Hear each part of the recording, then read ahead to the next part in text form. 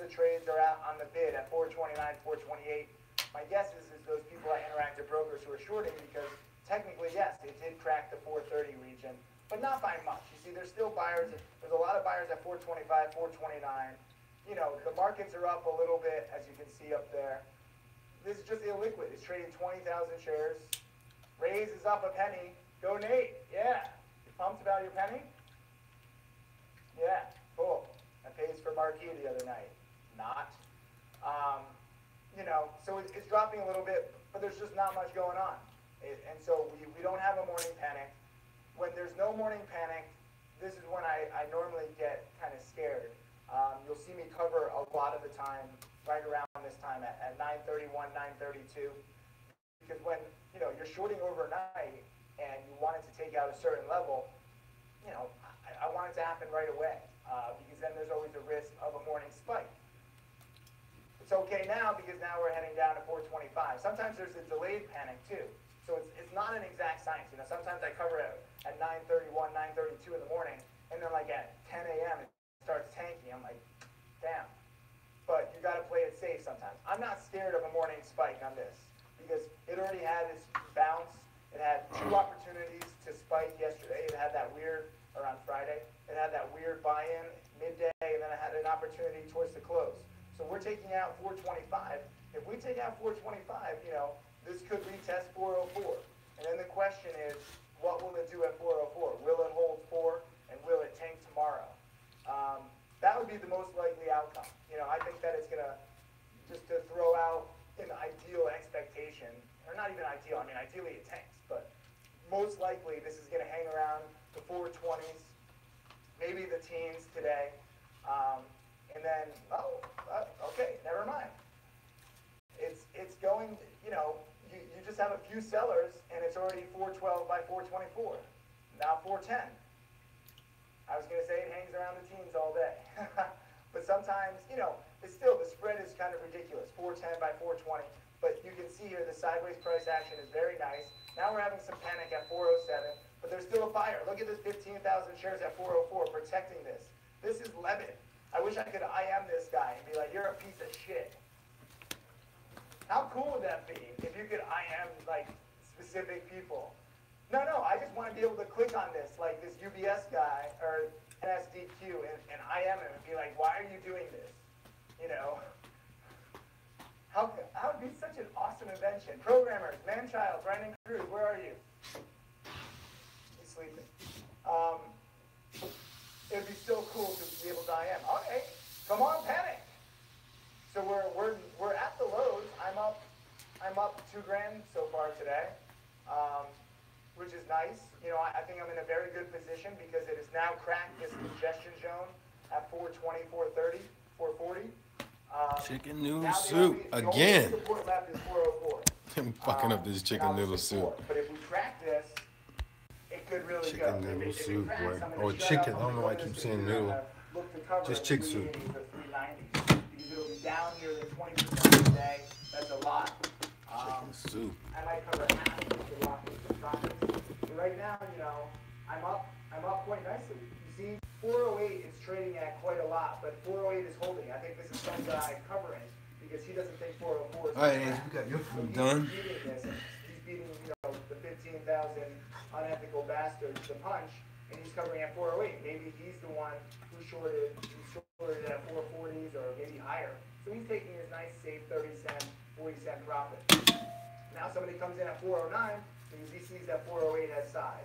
You see all these orders at 408 and now 409, and they're only showing 100 shares or 200 shares. They're much bigger orders. You can mask the size of your orders. So now somebody comes in at 410 because they see buyers at 408, 409. You know, it's already down a solid 30 cents on the day. But this is a very good pattern to stay short, you know. Ideally, you know, Chris from Profit Alerts comes through with this threat to, how was his email? To smash my fucking face in during my conference. And if he does that, I would fall into a coma, and I'll wake up, you know, 2 months, and the stock will be under 3. I'll be like, thank you, Chris. You have made me thousands, and I'll send him a letter in jail. You know, I mean, this is a very good chart pattern. It is broken all of this. Yeah, it's negative 20 degrees out here, man. Negative 20 degrees. It's down quite a bit. I walked to Walmart this morning. A liquid stock, but as you saw from the other day when it tanks, you know, from 5 to 4 in about 30 minutes, if we don't bounce much here, negative 22 degrees out here. Close to the support zone, either later today or tomorrow. You know, ideally it holds up. Because I don't, it's already down 7% on the day. The morning panic is still possible, but the longer that the trading day goes in, the less likely a morning panic happens. Because now we're, 6 minutes into the trading day. You know, you have a little volume spike, but to get a really big drop, you know, you need a big volume spike. And this happened, what time did it really crash at? Was this, I think it was like 2 p.m.? Afternoon? You know, sometimes, most of the time the panics happen in the morning, but it can happen at other times too. We're hanging around 409 by 415, size at 420, 418. Very good sign when it crashed 433 at the open, and there was really no way for it to go back up above 433 because there was such big size on the ask at 437. We remember that 5,000 share block and the 5,000 share block at 433. So we're hanging around. I'm pretty happy with it. You know, this is not totally best case scenario. Uh-oh, Nate, Rays is dropping 3 cents. What's going on? Are you gonna buy more? He did? Okay, good to know. He says he's had enough. He has enough shares. What's up, boy? What's up, Quincy, man? Yeah. Hell yeah, we could knock out this studying out the way in the morning. We're having a good day. And relax in the evening. And I don't even want to think about it. But this is good. You know, this is how it should be when it cracks congestion zones. And now we have some sellers at 410, but they're not going to disappear easily. You know, not on 100 shares, 200 shares. These guys who have their orders at, 200 shares at 408 and 100 shares at 409 and now 100 shares at 410, they're probably trying to cover a few thousand shares or lower their risk. You know, even though it's easy to borrow with my special broker, some people still have Interactive Brokers, which could still get bought in. Are all the shares gone yet, Captain Pukers? 10,000 shares are left? So at Captain Pukers' mind, that means there's 1.2 million left? Is that how it works? So now there's some sells or shorts at 411, but they're not budging. So now someone's going to come in at 412, maybe 413. You see, now the bid is kind of solidifying. Do you have a question? What's up? Thanks. No, I gotcha. So now, you see now 414 because now the morning panic is kind of taken out. It's held 404, it held 408, and now some people want to cover. But now, 414 was taken, and now we're right back to the teens again. So, I have to stop talking a little bit because Lucci is going to come up here, and he's going to talk about stocks that trade more than 58,000 shares. 58,000 shares so far in 8 minutes. It's not that bad, but this is not one of the most liquid stocks. It's hanging around the teens, and I would think that it's going to hang around the teens. Hopefully, I'm talking 3 times today. Hopefully during one of my speeches, it'll actually tank and you'll see it take out 4 or 404 or 4. I don't know if that's going to happen, but we're close. We're only 10 cents away. So if it can't bounce very much today, this is a fundamentally flawed taking. This is kind of a head and shoulders if you want to look at it. This is the left shoulder, here's the head, and now we're waiting for the right shoulder. You could say that. That's a common trading pattern, but it all depends on what these manipulators are going to do. Does Levitt still have the 177,000 shares, which he supposedly acquired in the low 3s? Does he have an offshore account where there's much more than 177,000 shares? Who here believes that Levitt has an offshore account and promoters use offshore accounts? Raise your hands. Everyone's like, I don't want to be on camera. That's fine. We're just guessing. Having offshore accounts is such a gray area. Do you have to disclose it? You have it in somebody else's name? There's a lot of shady shit going on. All right. I came back from Panama. I'll tell you. Everyone's like, yeah, Tim, you should open some accounts down there. It's like, no, I shouldn't. Terrible idea. But it's always interesting to see how, you know, the soulless live. That's why we come to Vegas and go down to Panama. You know, you see the other side. The people here in Vegas think they're like, oh, Sin City. Shut the fuck up. This is nothing. Okay? Compared to the people in Vancouver and Panama, they have no souls. They just will rip anybody off. And some of you, who here has been to Panama? Raise your hands. There you go. A few people. What's up, Carlos? Panama. Yeah. Have you been to Panama? Do you think the people have souls there? They do have souls or they don't have souls? Oh, you're moving to Panama. Oh. I absolve thee of these sins. Do you have a broker in Panama? All right.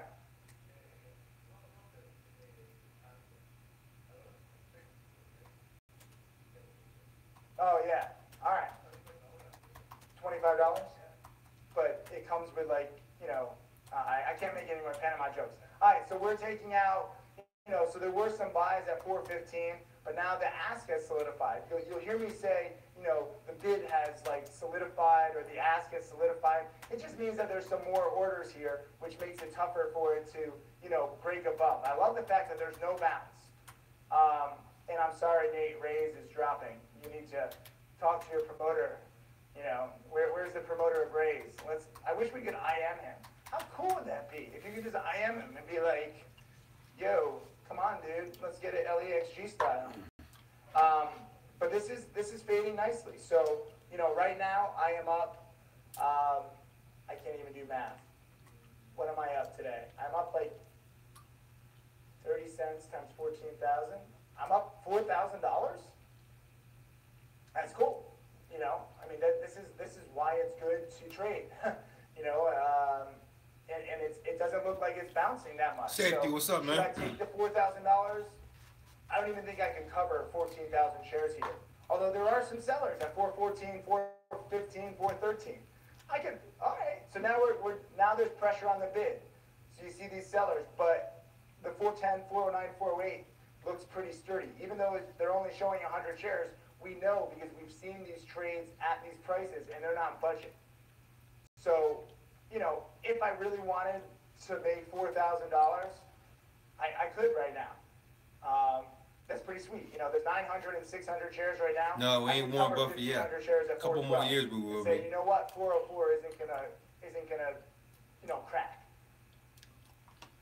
I say a couple years. I mean, do that. we'll be like 1%, not even 1%, like a half percent, close to Die, Warren Buffett. 404, die. And the fact is, I should hold. You know, I could take the $4,000 profit, and maybe I will. You know, maybe during Lucci's speech, if the bid solidifies. You know, right now we're showing 100 shares. Look at this. Now there's some size on the ask. They're going to pressure the 410s. Let's see how well the 410s and 408s hold. If it takes out a new low, I mean, the day low is 408. If it takes out 408, 404 comes into play. And then we'll see how well it holds. But right now, there is no bounce. And if we get another like 20,000 share seller at 410 or 415, you know, this might go down below 405 and ideally crack 4. I mean, this is on target right now. This is on my plan. I mean, we expected support at 404. I didn't expect it to crack so easily. I thought that it would be in the 420s. But, you know, there are shares available at Interact Brokers. It's easy to borrow at my special broker, so I wouldn't be surprised if more people are shorting this. And they should be, because it's still up from the low 2s. So it's still nearly a double here. And we know that most of the only reason why it went from the mid 3s to the 4s and the 5s is due to buy-ins, which are now over. So now it's just a question of, do you cover some? So yesterday I was listening to Greg's speech, and it was very motivational for me because traders who have been around for a while, you know, they understand what it takes to be successful. And no trader that I've ever met, or no successful trader that I've ever met, has not taken a huge freaking loss at some time, you know, in their trading career. So any man who loses 500,000 and 700,000, and it was still here talking about it. He has my respect, so thanks. Great.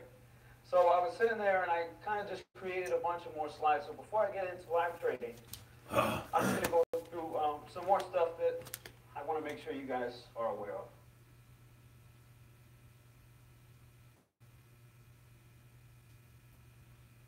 This action.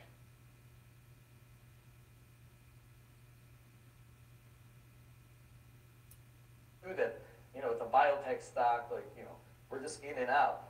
And she's like, did I do something wrong? And I'm like, yes. And so after that, you know, I was like, wow, she's, you know, her avatar is like really.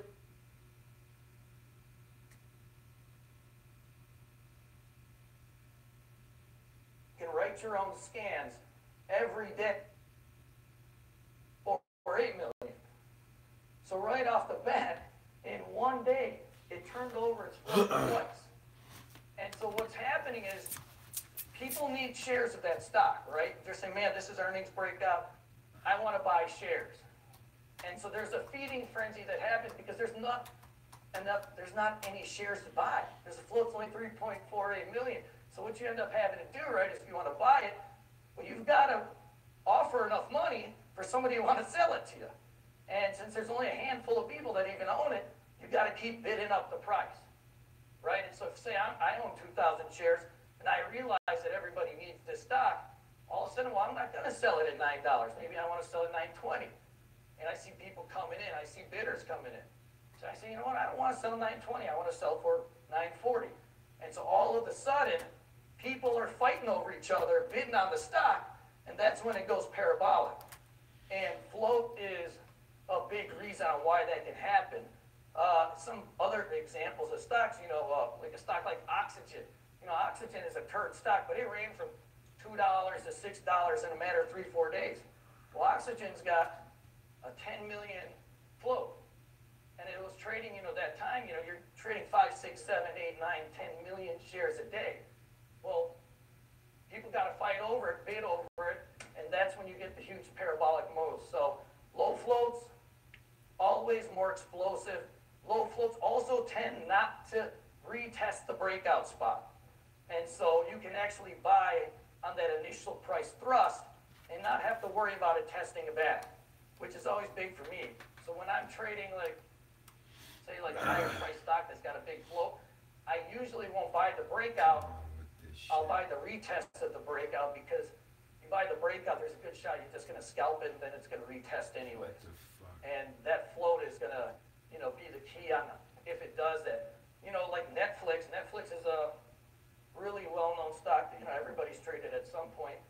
And one of the reasons it went from $50 to $300 was, well, Netflix still to this day only has 50 million float, right? And so mutual funds, hedge funds, they all want to have this to show it on their books and things like that. Well, you know, somebody takes a 1 million share position or 2 million shares, well, now all of a sudden there's not that many shares available, and so it tends to go on these big, big runs. And so even, you know, $18 billion, $10 billion companies they could have a low float, so you always want to just check it real quick and see, because that'll tell you if it's got enough gas. Okay, so the first type of breakout that we're going to go over is flat top breakouts, and it's exactly what it sounds like. It's basically a stock that has formed a tabletop, so it's tapped an area so many times. Yeah. 4% rule question? Oh, I'm sorry, 4% rule. So one of the scans that I run every day on my telechart is just a 4% breakout scan. So stocks that move 4% that day, that's just the first scan I run. And the reason I do that is, you know, stocks, once they start a move, they tend to run for 4, 5, 6, 7 days. And so if you catch it on that first day of the 4% move, there's a good shot that you're going to have some type of continuation, or it's just going to be in play the next day or the day after that. The second reason I use that is to judge the underlying strength of the market. You know, oftentimes, say like a stock like Apple. Oh, Apple's like 50% of the NASDAQ. So it's like sometimes you can look at an index and be like, boy, the market is really strong. that doesn't mean anything because there might be the underlying stocks and there might have not done well. It could have been just Apple and Google, right? But there's thousands of other stocks. So what I use is that 4% rule, number one, to scan for the stocks, but then I also use it to scan and see the underlying strength of the market, because I know if those 600, 700, 800 stocks that made a 4% move that day, there's some thrust in the market, right? Everybody participated. There was that's what you call breadth. There's a breadth rally. And so, I use it for multiple reasons like that. Yeah.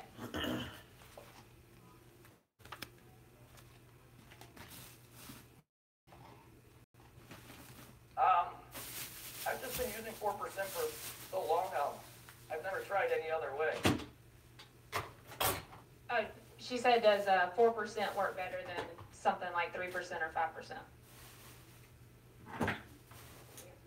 Yeah, I've been just using 4%. There was a nice Indian gentleman named Stockbee who runs a great blog, and he had been using it, and so I was like, wow, that sounds really smart. Let me try it, and it just worked well for me, and so that's what I've been doing for almost a decade.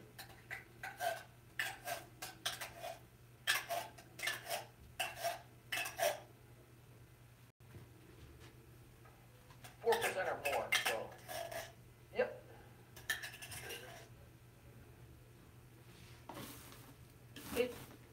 He's asking what are the characteristics other than 4% that you look for? So once I'm looking for it, I'm going to be doing two things. Number one, now that it's had its move, where is it on the daily chart? Is it coming out of a base? Is it about to break out? Right? Sometimes before a stock enters a breakout, it's already starting to have its price thrust. And so what I'm doing is I'm marking the key levels on where I would buy the stock, if it gets to that level. And so I'm just flagging it. And on Telechart, all you got to do is hit spacebar and you can flip through the stocks. So you can flip through 1,000 stocks in 30 minutes. And so I'm just looking for daily chart. Does it look like it's a breakout? 52-week high breakout of a base, something along that end. If it's a real strong chart, it has a real big price thrust, right? I might be making mental notes like, hey, if it pulls back to X level, I could be interested in that. And so I'm looking for two things. Would I buy this again? Would I buy this as it's about to break out? Or where would I buy this if it pulls back? It forms a tabletop, and the tabletop is formed by the different taps on the highs. So like you can see on this example, TAOM, it was an IPO stock, and when it first opened, it ran and then it dumped, which is what, yeah. No. Level 2 time sales, most of that stuff is fake, so I personally don't align it in how I trade. I haven't had any need to, because like I don't know, tell you, man, there's a level 3. And anybody can iceberg an order. I could sit on a stock and put a fake $50,000 bid and let everybody think it's going to break out, but it's fake. And so, I haven't been using that type of stuff. But I do watch the ticker and read tape, and so I have a good idea of the flow, natural order flow as I watch the volume come in. That's just something that becomes from practice, but there's no exact technique to it. Okay, so this one, it was an IPO, it opened up, that's why the chart looks weird. And typically IPOs, when they first open up, they spike and then dump. So you don't want to buy them on the first day. So what we did on this one was, you let it tap the highs, so it tapped highs right there, then it consolidated for a week or two, then it tapped the same highs 4 times. So it's forming basically a tabletop, or a flat top breakout. And since it tapped 4 times, then it's going to be really powerful when it finally breaks. So all you have to do is set your alert for the break at the top of that range, and then you won't miss it when it does finally break out. Okay, so, and then the second thing that's important is volume accumulation.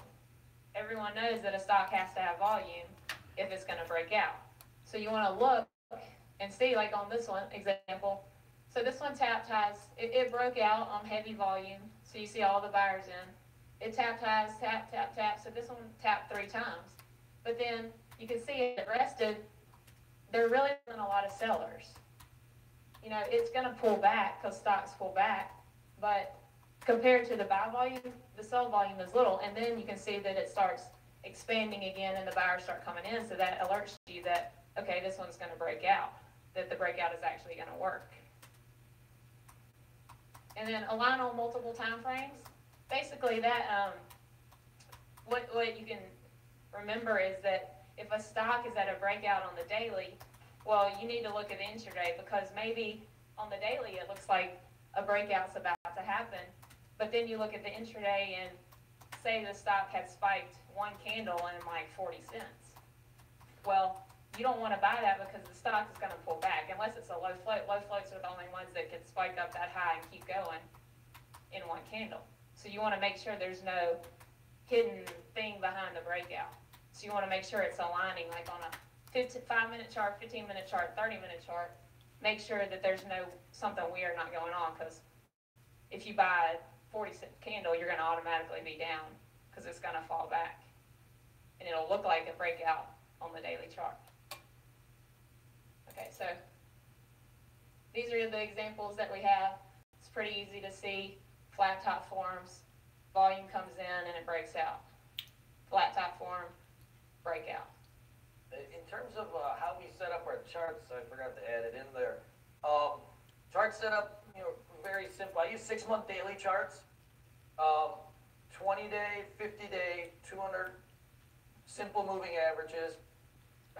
I put volume, and then I use stochastics. And so it's a real simple setup. So the 20, 50, 200-day moving averages do a couple different things.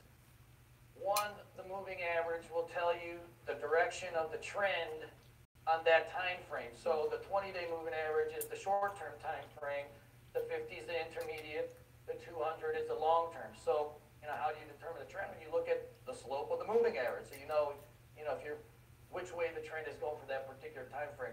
The second reason I use them is they serve as levels of support and resistance. It's areas that buyers are always looking at, or sellers, and so it's kind of one of those self-reinforcing type things. Everybody's looking at the same ones, and so typically a lot of times, they'll bounce off those, or they'll serve as resistance. A lot of stocks, when you see them break out and stuff, you'll see like, man, how come it faded at this particular area? Well, a lot of times it's just they run into, a moving average on, the 6-month chart, and they fall right back. And so just use them for support resistance. On intradays, I use a 3-day, 5-minute chart. I don't really put any indicators on my intraday chart. It's a 3-day, 5-minute chart. That helps me time the entries. And so what we're doing is using the daily charts to figure out what we want to buy and look for our ideas. And then you use a smaller time frame, like a 5-minute chart, to time your entries to the penny. And so daily for ideas, intraday for entries, exits, that type of thing. And so that's what we call, aligning on multiple time frames. If a stock is breaking on the daily and it's breaking out, on the 5-minute, well, now you have something, right, that's aligning, and your probabilities for, successful trades will be much improved. And a lot of times people will, like after a big run up, the stock consolidates, and you can see the volume drops significantly, and that'll freak people out because they're like, oh, there's no more buyers left. But it's really healthy because actually there's tons of buyers, but there's really not that many sellers. So it's a really healthy thing for the stock to consolidate, because then it can break out again and be even more powerful.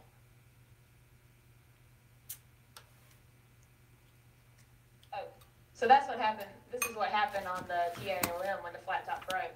You can see how powerful it was when it finally did break.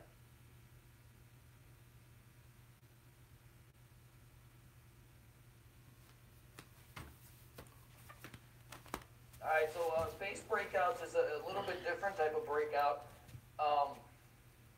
Often stocks that fall, it could be a $30 stock or a $50 stock. Certain stocks just start tanking. And, I don't usually try to bottom fish. What I do is let the stock finally neutralize. There'll finally be a level in a stock where the buyers and sellers, are at equilibrium. And the stock will just just be stuck in a very neutral range, and it can be for a period of 5 days or 5 months. But what typically happens is once the stock is at equilibrium and it rests, when it comes out of that range, you can get very strong price moves, because now that's your potential reversal spot, and it will attract buyers, and you can start new runs. And so, some of the things that you're looking for, well, number one, when the stock is basing and just stuck near its lows, you want the volume to just totally diminish, right? The selling is done, it's dried up, it hasn't attracted any buyers yet, but that's okay, it's resting. Let things smooth out, let it rest. The volatility will diminish, usually stocks when they tank, right? You're losing 10, 20, 30% day after day. Finally, the volatility contracts to the point where it's barely moving at all. And that's actually very healthy. When we buy it is on the break of that base. And so, if it's basing for, say, 5 days or 30 days, it could be however long, once we start clearing the levels of that base, that's where you want to enter the stock, and it should start its new breakout or new leg. Often when these do reverse, you will catch a move that's very powerful because they can double in a week, 2 week span. And often people are like, how can a stock just double like that for no reason? Well, you got to remember, a lot of these stocks, if it falls from $40 to $2, it might double in a week, but it's still really only, it's still down from $40 to now $4, so it can run huge.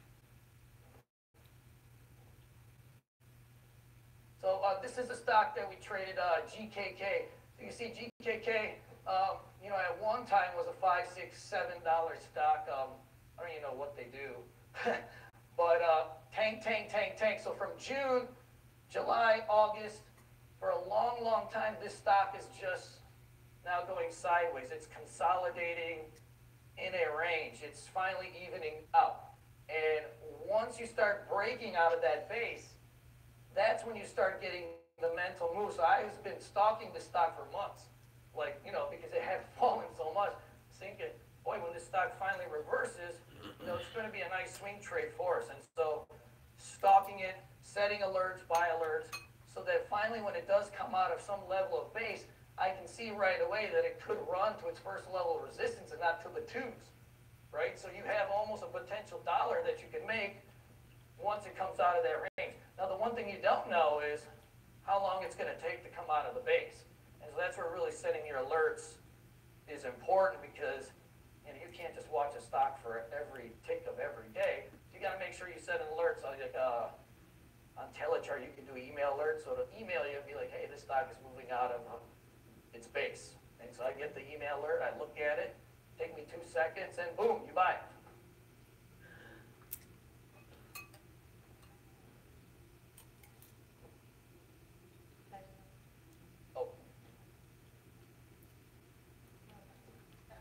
LNG. So LNG was a stock, boy, at one time it ran to $8, $9, and this might have been, a couple years ago. So $8, $9, it falls to $2.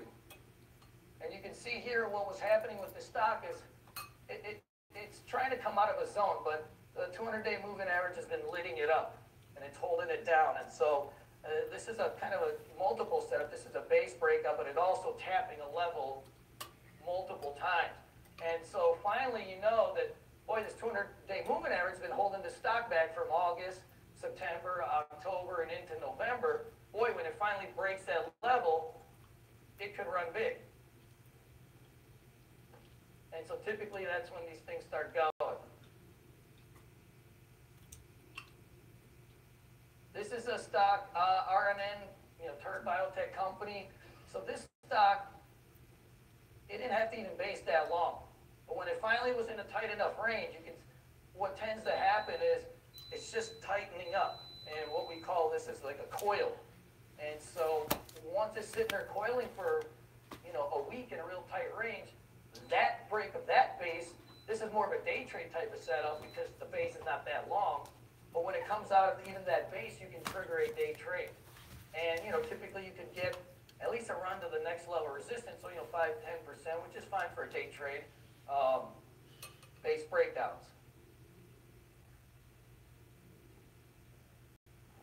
Yes.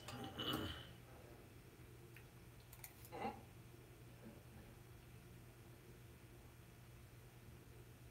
So The question is, how do you set up scans to find these setups? what you can do, and it depends on how good you are at coding it, or I just manually do it as I'm going through stocks. I'll be like, hey, this stock at one point could run. So I'll just keep like a note of it. You could scan and write a scan on Telechart if you want, if you're good with coding. It's just, right, stocks that have fallen 50–60% in the last 90 days. Tight consolidation for, I like at least 5 days of consolidation. The longer the consolidation, the more powerful it can be. But I find that 5 days is usually enough to at least get a good day trade out of it. If you can get 5 months, then obviously it's something that's a lot more powerful. But, 5 days is probably about the minimum that you want to be looking at to see if the consolidation is going to move. Okay, so the next type of breakout is a flag breakout. And there's this website called patterns.com, and it's by a guy named, Thomas Bulkowski or something. And he did a bunch of research and recorded like the probabilities of stocks and how well they do. And the thing that he found was that high type flags are the number one go-to play, and they're the highest probability of working out. So these trades typically are something that I would go in a bigger position on, because once you find a good pattern, they usually work and they're usually really powerful. So a high type, there's two types. There's a high type flag, and that's basically a huge momentum stock that's had a big run up, and then it consolidates in a flag pattern. So basically like a sideways triangle. And so this is an example of that. This is TVIX, and you see it had a huge move, but then it wasn't done, but it wanted to consolidate. So the consolidation is what you're looking for, and it's forming this wedge. And so the thing that we do is you buy it when the top of the flag breaks out. When you're really good like him, he can usually get into these. He knows like before it gets up here, he can get us in earlier. But when you're new, like what I do is just buy the top. So I know that it's ready. So when this one finally did break the top of the range, it went on another run. And they're really powerful. When you're doing breakouts, there's two schools of thought on how to enter breakouts. One is, you're waiting for the confirmation, the actual price break. And so you're buying, when you thrust out of the resistance, or like in this case, you would be buying the break of a flag. What you can do after certain while is you can anticipate the breakout. And what ends up happening when you anticipate it is there's a little bit more risk in the trade, right? Because you're not getting confirmation of a breakout. You don't know exactly when it's going to happen. And so you're giving up some risk, but in return what you're getting is a better price and not having to chase the breakout with everybody else. And so it levels itself out. A lot of people like getting confirmation, and I personally, I like to anticipate at least a partial position so that I'm not chasing the breakout with everybody else. And you will get stopped out a little bit more once in a while, because sometimes, right, patterns don't always work, and if they don't work, then you take your loss. But I just personally like to do that instead of sitting there and trying to time the exact level of an entry, because you always end up chasing the stock then a little bit higher than the breakout. Next thing you know, it's like, your average is all screwed up. So I prefer to get a little bit in anticipation and then let it play itself out. But what you're doing is just adding a little bit more risk to your profile because you don't have the confirmation. Okay, and then the next type is called a bull flag, and a lot of people know what this is. It's basically a low volume consolidation within a range, and when it finally breaks, you get a big volume thrust. So it looks basically the same. So here's an example. Stock runs up, and then it flags in what's called a bull flag, and it's resting again. So it's another sideways triangle type deal. They're not always perfect sideways triangles, but you can see that each day the range starts contracting more and more. It's getting smaller and smaller, so it's coiling up to break out. So then that's what happened with that one. Same thing for this one. It is ZAGG. We play this stock a lot. And it broke out of its range, and then it consolidated right at the top of the breakout in what's a wedge pattern. So then you wait, volume, see the big volume thrust when it finally did break out, huge volume candle that day, and it breaks the top of the range, and you buy it and it spikes up. It ran $2 in that one day. Yeah.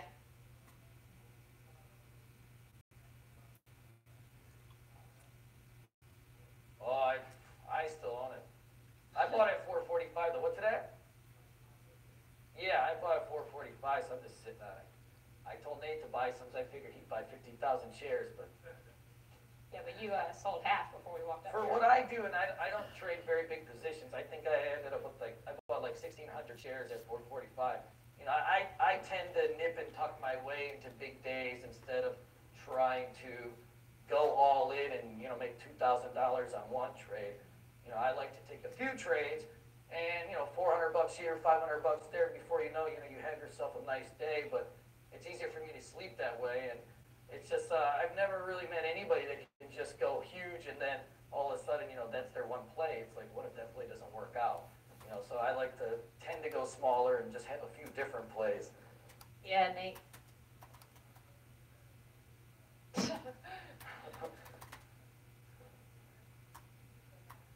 Huh? Oh, I put a stop at my buy price. Okay, so the next type of play that we play a lot is the intraday breakout. And these are pretty simple and they work really well. And it's something that you can do like after the initial hype of the morning. You know, we make a lot of money in the morning, and then you kind of have to chill out for like 3 hours during lunchtime. So these are the types of plays that you can look for then. And what you're looking for is a stock that was really, really strong in the morning. So you can go through and see which stocks made big moves in the morning, or like maybe they had news out or they were PR breakouts or something. And then what happens usually for these stocks is around lunchtime, they pull back and consolidate on lower volume. And then around 1 to 2, they re-break out.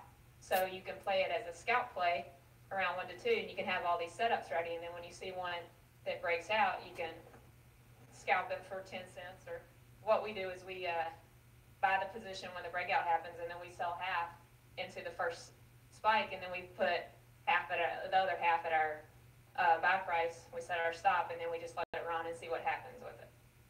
So this one is I don't even know what stock this is. MELA. That was mellow. Yeah. So you can see in the morning, this is intraday chart. So it breaks out in the morning and had a really big run. I mean, it ran from 460 to 540, which is huge.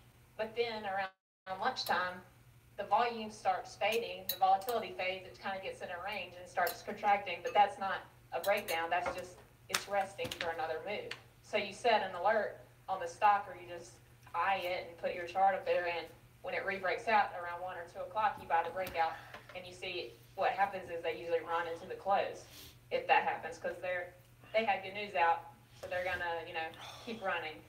So if you miss your original entry, maybe you didn't get into the stock, it was too fast, that's how you can play it. So here's 2 other examples, same thing. Tzu, big in the morning, then lunchtime, volume started fading, there wasn't much volume, consolidated in a range, then around 1 to 2 it breaks out. It's really easy to find these too, the intraday breakouts. If you don't have any scanning tools, then what you can do is just go on something like a FinViz, which is free, right? Go look at the top gainers, see what are like the big momentum stocks of the day, then, something that had 10%, 12%, right? A big move. And then just make sure there's some volume in the play, because a lot of them will be like 50,000 share stocks. You don't want to be in those.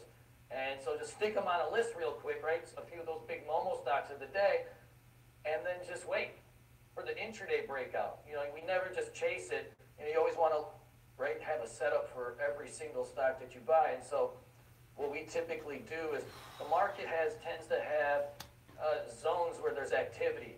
So So, you know, usually from 9:30 in the morning till 10:30 in the morning, right? There's a lot of buying and a lot of activity in the stocks. And then typically after that into lunch, it's usually just a chop zone. Volume dries up in the market, people are out to lunch, nothing tends to go on. It's what we just call a chop fest. And so I try not to trade too much during those times. And then towards the end of the day, 3 o'clock, 2:30, 2 o'clock, the volume comes back in the market, people are interested again, and so that's typically when you'll find the stocks re-break out intraday towards the end. Usually, sometimes they start going at lunch, but I find that trading during lunchtime is something real tricky about it. It's just, you know, there's just not much action going on, and it's a real choppy, the market, so always know the buy zones in the market on when there's going to be enough volume and people that are active to really, you know, get a good move on a stock. Okay. So PR earnings breakout. So even my trade today in Moby, this is based off a PR breakout. So what I do every day, right, I'm scanning for PRs. So I look for stocks that are gapping. So I'll look for anything that's gapping 3 to 4% in the morning.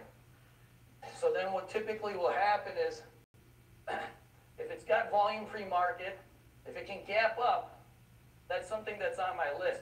And so right off the bat, you know, Moby was gapping up 14%. So I said, okay, this is a stock that, you know, I'm interested in potentially because that's a big gap. And there's already 100,000, 200,000 shares of volume in the morning. So that tells me that this stock's going to be in play all day.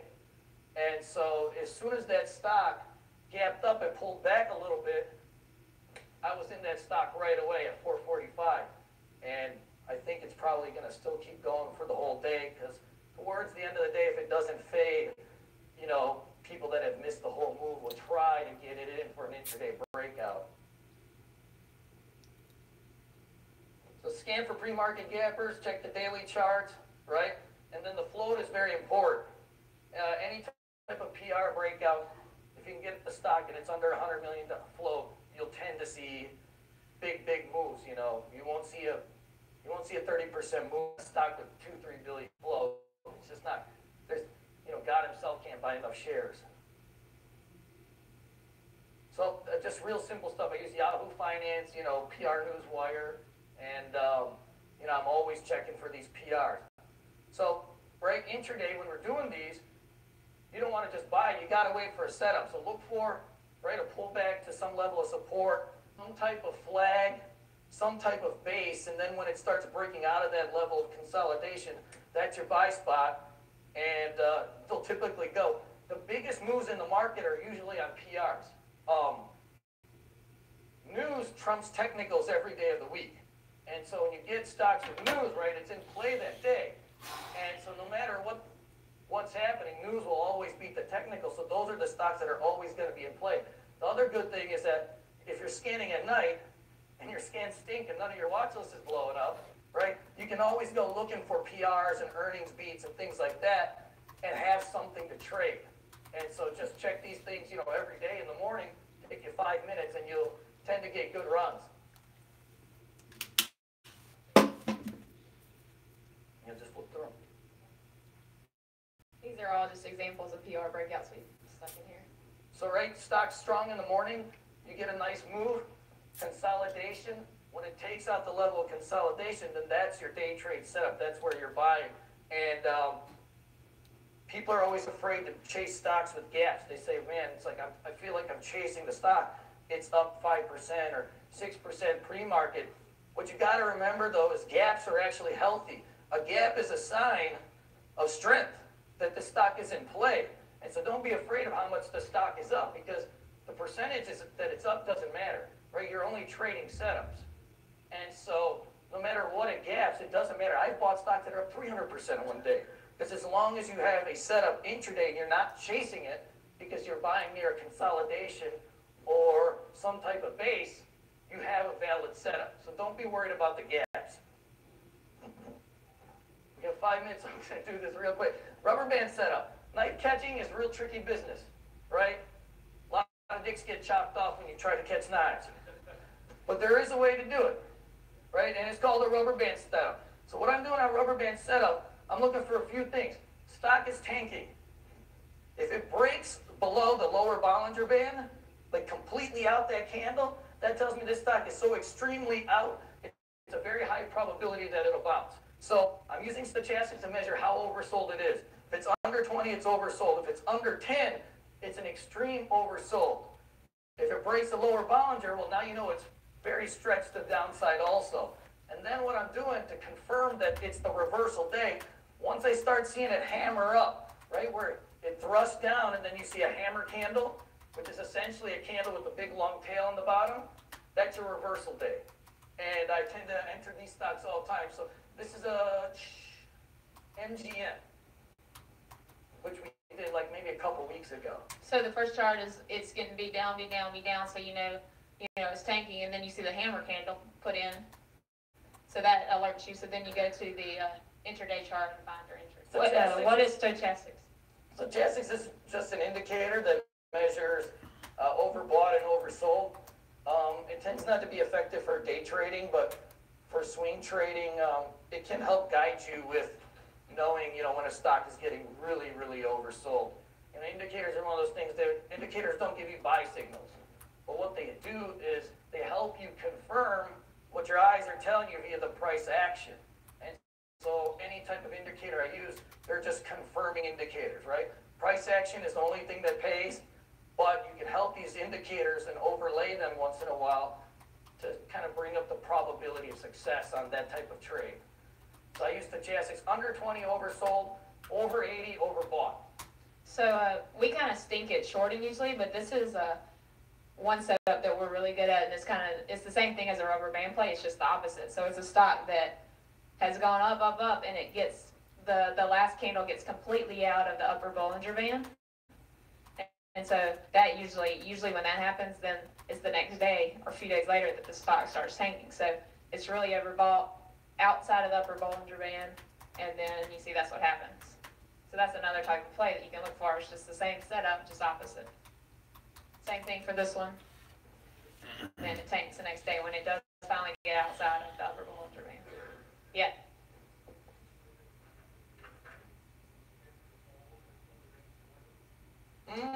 What we do is that if they close on highs and we like how the market is that day, then we'll hold them overnight. Otherwise, we usually take our profits, or we hold half position. He said, do intraday breakouts, do we usually hold them overnight? Because it's an intraday setup, right? So, I mean, you don't have a good intraday price. You might want to sell it because you're using an intraday setup. I mean, it's meant for a day trade. That's true. So usually like a stock, if it can close on highs with some decent volume, there's a good shot it can gap up again. But what you got to remember, at least for like smaller price stocks, a lot of these things are turds. So if you don't want to have too much risk overnight. But if it does close at its highs, you would probably see a gap up the next day. Okay, so I saw that Nate's going to cover red to green, right? So we'll just skip that one because I think we're running low. Yeah. He asked what the standard deviation is that we use. Oh, for the Bollinger Bands? 20 and 2, yeah. Okay, so, all right, this is his favorite play. So this is the bottom booty bounce, and so it's essentially very similar to, right, just a base breakout. What I'm usually using is, right, crappy stock, tanked a lot. When it comes out of the base, it breaks. What I find with a lot of the best ones is I use the 20-day moving average as the trigger. Usually if it can flatten out a little bit, and when the stock breaks above that, that typically will attract a lot of the buyers. And for small cap stocks, it seems like that's one of the triggers that a lot of people are using. So, you tend to get some pretty good price thrust from it. Yeah. Oh shit. I keep a $50,000 day trade account. For most of the time, I can always get 15, 16,000 a month. Last year I made probably about 200 grand trading. I don't trade very big. And I told her, she was at one time had too much money in her day trade account. I'm like, take it out. I'm like, for what we do, we don't need more than 50 grand, to scalp around stocks. I mean, it's just pointless. I do have some longer term, like swing accounts, you know, where I feel more comfortable keeping more money in it, but for day trade purposes, you just don't need it. It really helps reduce our risk too, especially, we don't like to take big risks when we're trading stocks, so. So this is a bunch of examples of the bottom bounces. It's basically the same thing we talked about, the base breakouts consolidation is kind of the same setups. It's usually on really beaten down stocks, and then they just come out of a base and then go. They finally put in the bottom, consolidate, and then go.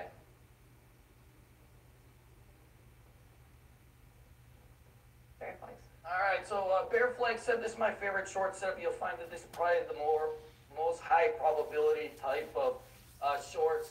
So, you know, a few things that I like to do when I'm shorting is, you know, I'm not shorting the actual breakdown.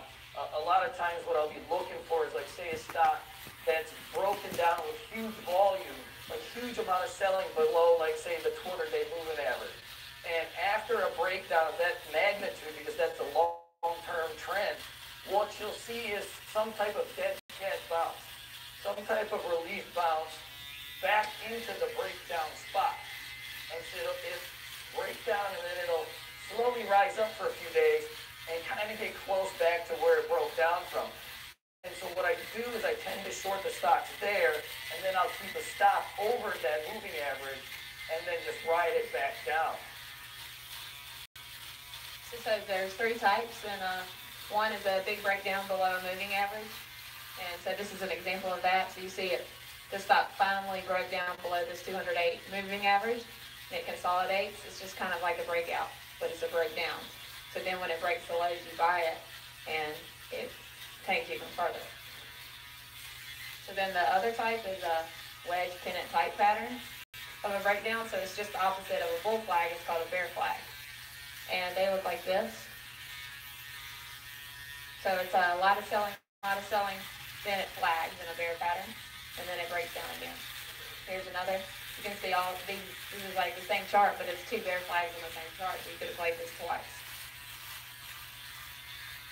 And then the last one is a breakdown pullback to resistance, and this is kind of like one of our favorite things to do, because what happens is you get a stock that tanks, so you know there's a lot of sellers in the stock, and then it has what we call a dead cat bounce, and it bounces back to a level of resistance, and the volume's really not that great when it bounces back, so you know that it's just a dead cat bounce.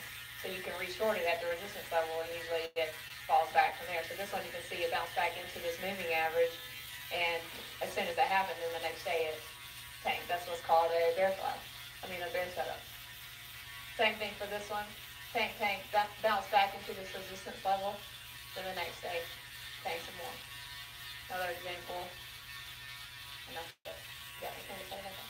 No, that's it. Usually, when you're doing like a shorting type of thing, right, you're always wanting to manage your risk, so you want to be able to find entries, in stocks where there's an easy level to put your stop. And so, we like doing those type of breakdowns because you know where your stop is going to be, right? It's going to be right over that moving average, or right over that level of resistance. You have a very defined risk. You're going to know exactly, what you're risking on the trades. It's like if you have 500 shares or 1,000 shares, and stop is, very defined, then you can rest easy because you know what your max loss is on that stock. And so, that's one of the big things that I like to do. I hate losses, so I like to keep, very good stops at key levels so that I know exactly how much money I got on the table that I could potentially lose if all my trades blow up. You said, are you talking about hard stops or mental stops? I use mental stops on small cap stocks. On regular stocks, I use hard stop. Small cap stocks, especially Amex stocks, the market makers are just shady. They'll gun you down and they'll take your shares. But if you're a new trader, I wouldn't even worry about that. Just use the hard stop. You may get taken out once in a while. But what if you take 20 trades and somebody guns your stop one time?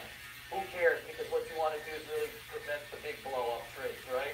And if you use mental stops, there's a good shot when it starts tanking, you're not going to stop out. I've seen it with 100 new traders in our chat room. They refuse to sell, even though they're meant to stop with brokers. So I always tell people use hard stops for everything. And that's it.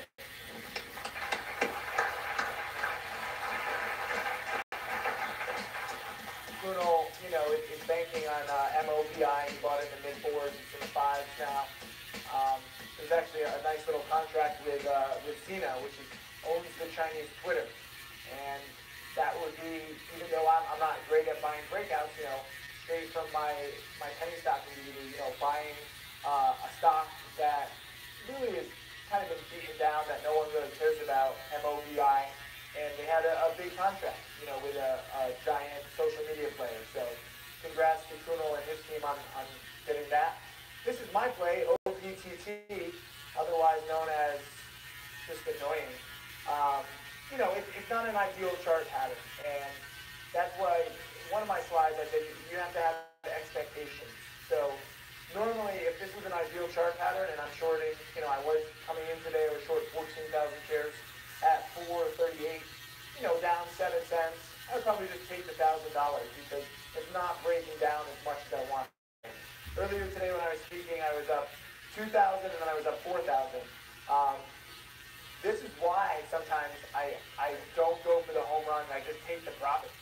Making $4,000 in a morning, coulda, woulda, shoulda. I should have taken it all. I probably wouldn't have gotten like 410, 411-ish. I probably could have gotten 415, so I would have made about 3,000. I did cover some. I covered 3,000 shares just because it wasn't cracking 404. It never got close to cracking 404. Some of you guys have come up to me and saying you're shorting today like at 415, 420, 410.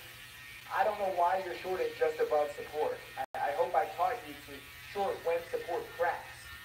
My goal on this is to cover in the high 3s, but when it's holding support right here at the low was 408, it didn't even touch 404, and then the big magnet of 4 is the ultimate target. It's still in the danger zone. I love the fact that it's under this 430 kind of sideways price action, although you can see it's choppy. It went from 430 to 408, and a quick spike, at 450 it was only like a few hundred shares. The real spike was only up to 440, now it's hanging in the 420s. As I'm watching this, okay, now it's fading. Now it's down to 420, actually taking out the bid. So it has broken this kind of 425 support level, which it was at midday. I also re-added to my short at 435 because there was one 5,000 share buyer. That kind of 5,000 share bidder with no other real big buyers has been throughout this whole run-up. One or two big buyers, and I have to believe that is the promoter Levitt or somebody who works with him, trying to hold it up, trying to scare people. Kuno talked about this, like, you can try and scare other traders on the bid and ask. So, if you're short a big position and you want to scare other people from buying it, you put up a big order of trying to sell 50,000 shares. And, most people aren't going to want to buy into that. Every now and then, you could get hit. Like, someone might be like, screw you, you buyer, buy 50,000 shares. That doesn't usually happen. But, when this cracked $5 a share right here, there was a 23,000 share sell order, which I talked about on profiting. And, that was the beginning of the end. So now we're fading in the 420s. Teams, 415. It just goes down every time I talk. I like that. I should talk more. No, it's 418 by 420. So I'm up because now I'm short 16,000 shares. I've already taken profits. I covered 3,000 shares at like 417. So I made 20 cents, roughly $600, and that's trading. It's not ideal. In an ideal world, it just cracks below 404. It cracks below 4, and I make $5,000 or $7,000. Awesome. That would be great. In the real world, it doesn't always crack, and then you have to understand, do you want to cover your entire position? Do you want to, this isn't a black and white world. You don't need to be all in or no position at all. You can take some profits. I'm very glad that I took $600 in profits today. I didn't want to. I don't want to just, cover 3,000 shares and have 12,000 remaining, but it's the right thing to do. And this is why when it failed to crack right here, actually, you can see it on this chart, right here at 340. I was 15,000 shares overnight short, similar to like right now, and I was expecting a big morning panic. When it held at 340, and it didn't even get close to really breaking, you know, it went down to 338, but I was like, you know what, there's big buyers at 435 and 430, there's no big morning panic. So I covered 13,000 of my 15,000 shares short, and I made like 6 cents. I mean, on this time, at least there was a 20 cent drop, and I made 20 cents a share. But it's the same kind of thing, although on that time, it really kept going higher. Now you can see the volume is crap, and we're protected by this whole big drop, which scares momentum buyers, and this midday buy-in, which probably freaked out a lot of weak shorts. So I have two very good things in my favor. Three, fading volume, the weak shorts have been scared out, and the momentum buyers have been scared out. So the odds are on my side. We just need a little time. And this thing is choppy. As I said, you know, it makes a big move, and then it's kind of choppy for 3 days. So now we have a big move, and now it's been choppy for a day and a half. So my expectations, it's going pretty well. You know, I wish it could be better. Right now it's 422 by 416. Lots of sellers at 422. 200,000 shares traded so far, and I'm short 16,000. Any questions on my take on OPTT before we get to other stuff? Because I've talked about it a little bit. Good. One thing I wanted to mention as we're heading towards the bottom of the ninth inning for this conference, we're now on Investimonials. I would love to get your feedback. I'll be emailing you guys a link along with the report that Aaron Wise has helped prepare the academic study on the promoter. So I would love your feedback, good and bad. What can I do better? What did we do right? You know, last year we had some amazing reviews, and just talking with some of you guys so far, I think that we've done pretty well. How have we done? By a round of applause. Is this good so far? Cool, cool. I'm glad. You know, we're going to keep trying to do interesting things, you know, with cool new stuff like Indicator Pro and bringing in, you know, a racially diverse crowd of speakers. And, see, I'm getting more PC. Tim, I really don't like your jokes. Why don't you just talk about stocks, okay? Thank you. And that's fine. I've only gone through somehow 30 slides in all my little talks. I have 50 slides left. So I'm going to just pound it out. The scheduling change, you know, obviously Bulls on Wall Street ran over. They did a fantastic job. Big up to Mary Beth Willoughby. Look at her. Look at her. And Kuno, but he doesn't need a round of applause. You know, they went over, so we're about a half hour behind. The good news, or I guess it's bad news, but Bowen is not going to speak this afternoon, so I'll just take over his. You know, he is a part-time trader. He runs a full-time internet business, and you know, he gave me this whole long spiel about how like he's got contracts and deadlines. He's got life in the way. So I understand that. He's promised to make a video of what his presentation would be, so we'll be emailing you his presentation later. But you know, it's a great example. You know, it's like Ashia Beckman who can't be here because she's a single mother of two. You know, you know, sometimes you can't make it. Sometimes you can't make a trade, and that happens. So my team loves that. They all gave me shit for it. They said, you shouldn't do this. You know what, team? Fuck you. Ashia can do what she wants. Yes. Thank you to the one person who likes it. So let's get back to something serious, the framework. This framework, over the next 50 slides, you're just going to be freaked out at how, you know, looking at all this in hindsight is one thing. If I didn't have any trade alerts, if I was just saying, you know, here's the chart pattern, this is how it worked out, it was perfect. The fact is that nearly all of these I alerted real time. You have a lot of the people in the room here who are profiting. I profited on a lot of them. I messed up on a lot of them. I missed out. A lot of you guys missed out. And the key is that in the next year, until next year's conference, or, you know, until some of you older guys, you know, can't make it next year, I mean, there's going to be many more opportunities like this. And all I want to do is prepare you for these. And it's, you know, again, the patterns might evolve. You know, there are some promoters in our world now. They have, you know, infiltrated our ranks. And that's cool because as I was talking to, some of them last night, like it's fine if you're a promoter or if you're a short seller, if you're a buyer. I think that you can make money in all different angles here. That's just me. So this is ESYL, Asian company. They claim to have some amazing technology. I think I did a research video on them for somebody. I don't know. I make a lot of videos. On just how to read their SEC filings. But their SEC filings basically said they have no cash. They did raise like $1 million or $2 million. But when you're coming out with like a supposedly revolutionary mobile device, you're going to need more than $1 million or $2 million to really develop it. You're competing against like the iPad, which has hundreds of millions, and the iPad has been in development for over a decade. There's no chance of success for this product. It doesn't matter because it's a pump and dump. There is a mailer. You have the nice little ramp. Number 2 is where it's going up, but I really would only buy it, actually this number 2 should probably be moved over here. Right here when it breaks the former high. And you can see here that it's flat for, a day and before, then it really starts ramping. And then 3 days in a row, you have a morning spike, followed by a strong close, morning spike, sideways, morning spike, uptrending, supernova, crash. We see this again and again. Last year, I just pointed to this exact same chart on EMGE. Who here played EMGE? Remember? Cooper's not in the room. Good. All right. Well, he is. He's just not present in mind.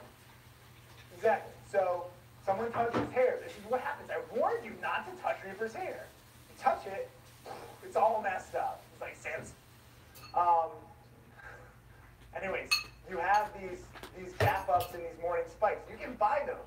I'd be scared shitless to buy them because the promoters would probably dump it on me, but other people can.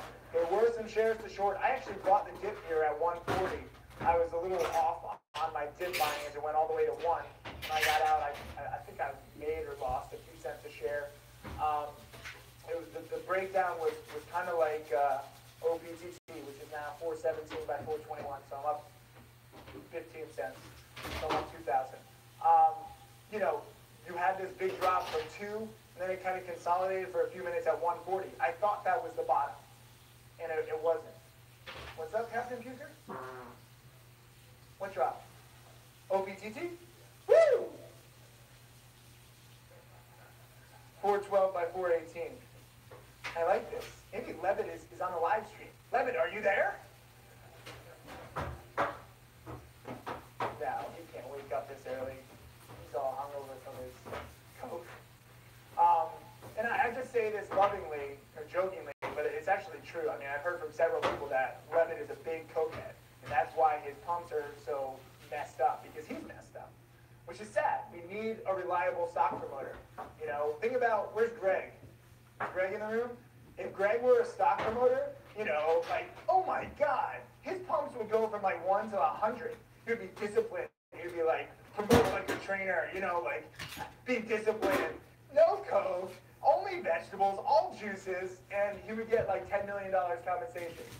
Think about it. Think about it. Just consider it. I know it's wrong ethically, but you're a vegetarian, so your thoughts are all messed up anyways. In my mind. So this was actually, I bought it at 140, and I messed up, and it went down further. But, actually, in hindsight, 140 was a decent dip buy, because then it went to 180. So you can try and buy the dip, but watch out when you buy the dip and it goes lower. It's very similar to OPTT, where when it crashed from 5 to 4, the 450s, and it bounced a little bit, that's where I covered my short. But then it went down to 404. So if you're thinking about dip buying, think about waiting for the second or even the third wave. The more waves down, because then it freaks out and it fakes out the initial dip buy people, and then they sell, which causes more panic. I'm a big proponent of waiting for multiple waves. Even when you're shorting a stock and you get caught short early, and then you get bought in, and then you have to buy back later. It creates multiple waves. So the more waves you can wait, like OPTT, if we're looking at a daily chart, I mean, this is the 3rd or 4th spike up, which is when OPTT crashed. And OPTT crashed very similar to this, okay? And OPTT went up very similar to this. All these pumps very similar. So this was a good dip buying opportunity. Then we had two number sixes where it was like kind of a dead pump bounce, you know, like where you're just short into the strength when it starts fading a little bit, and then it crashes. You know, this is an intraday chart. This is all like within 2 weeks, which is awesome. From 80 cents to 2, back down to 80 cents. Nice. OPTT 410 by 414. So now I'm up like, well, still like 25 cents. Here's Jammin. Everybody give a big round of applause for Jammin. This was fantastic. Oh my God. Where's Harry A? Yeah, tell CEO on, like, that's amazing, bitches. Wait, we looked it up. What was that character's name in The Hangover? Mr. Chow. So it's not Mr. On. I'm sorry for thinking the same thing. But I just wanted to say, I want to do my impression. I don't even think he says that, but it's something funny. Anyways, this is a pump and dump, okay? This whole little run-up, that's manipulation. This, you could compare this to Rays right now, R-A-Y-S, where it's up a little bit, it's up a little bit. Oh, it drops a little to shake people out, and then it breaks out, and then it goes fucking supernova. And this is beautiful. You know, it's the same pattern.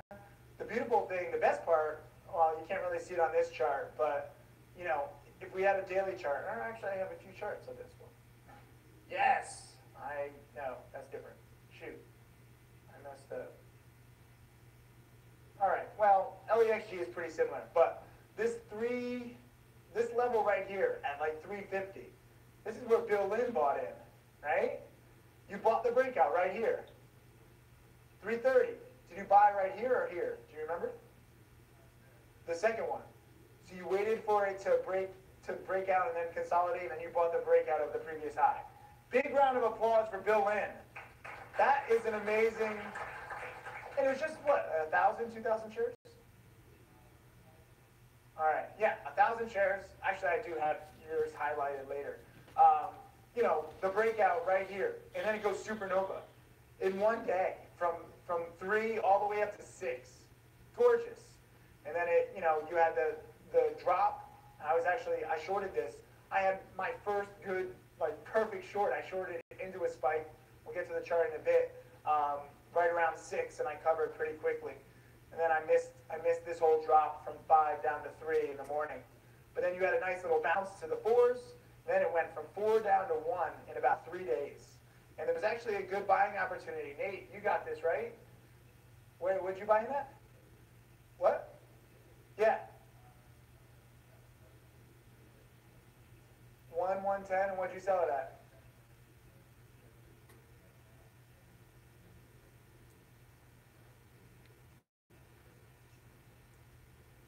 You made what?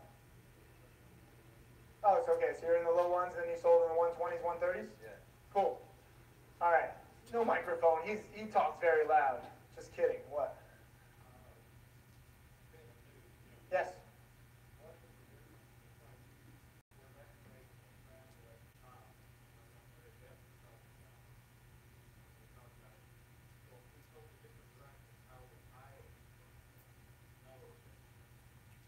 So the question is, what is the difference between this and Mary Beth's pattern? And, you know, Mary Beth trades real companies mostly. You know, this is a blatant pump and dump. So hers are much more, you know, tradable. This is, I don't know how to describe it, but I mean, this is a pump and dump. And that's, she trades like a lot of NASDAQ small caps and stuff like that. You know, this is ideal. This was fading. You can actually watch the live stock. I have live video of this when it was hanging around here in the 5s. I had bio run up on, and I was like, you know, at 584 it started fading. I was like, this is the beginning of the end. And then the next day, you know, that Monday it was at 3, and I'm still to this day pissed at bio run up for making me do that show. It happens, you know. But now then it faded, and it came out pretty quick. Came out very well. You know, when it dropped down to 1, the promoter sent out another barrage of emails. And I thought about buying. I think I might have tried to put in an execution. I didn't get it. You know, and it went from 1 to 3 in 3 days. I mean, buying on the dip, you don't have to wait for all of this junk to play out. Buying on the dip here, you know, from 6 down to 4, it's right back to 6 in a day. Right here, you know, from 3 to 4 intraday.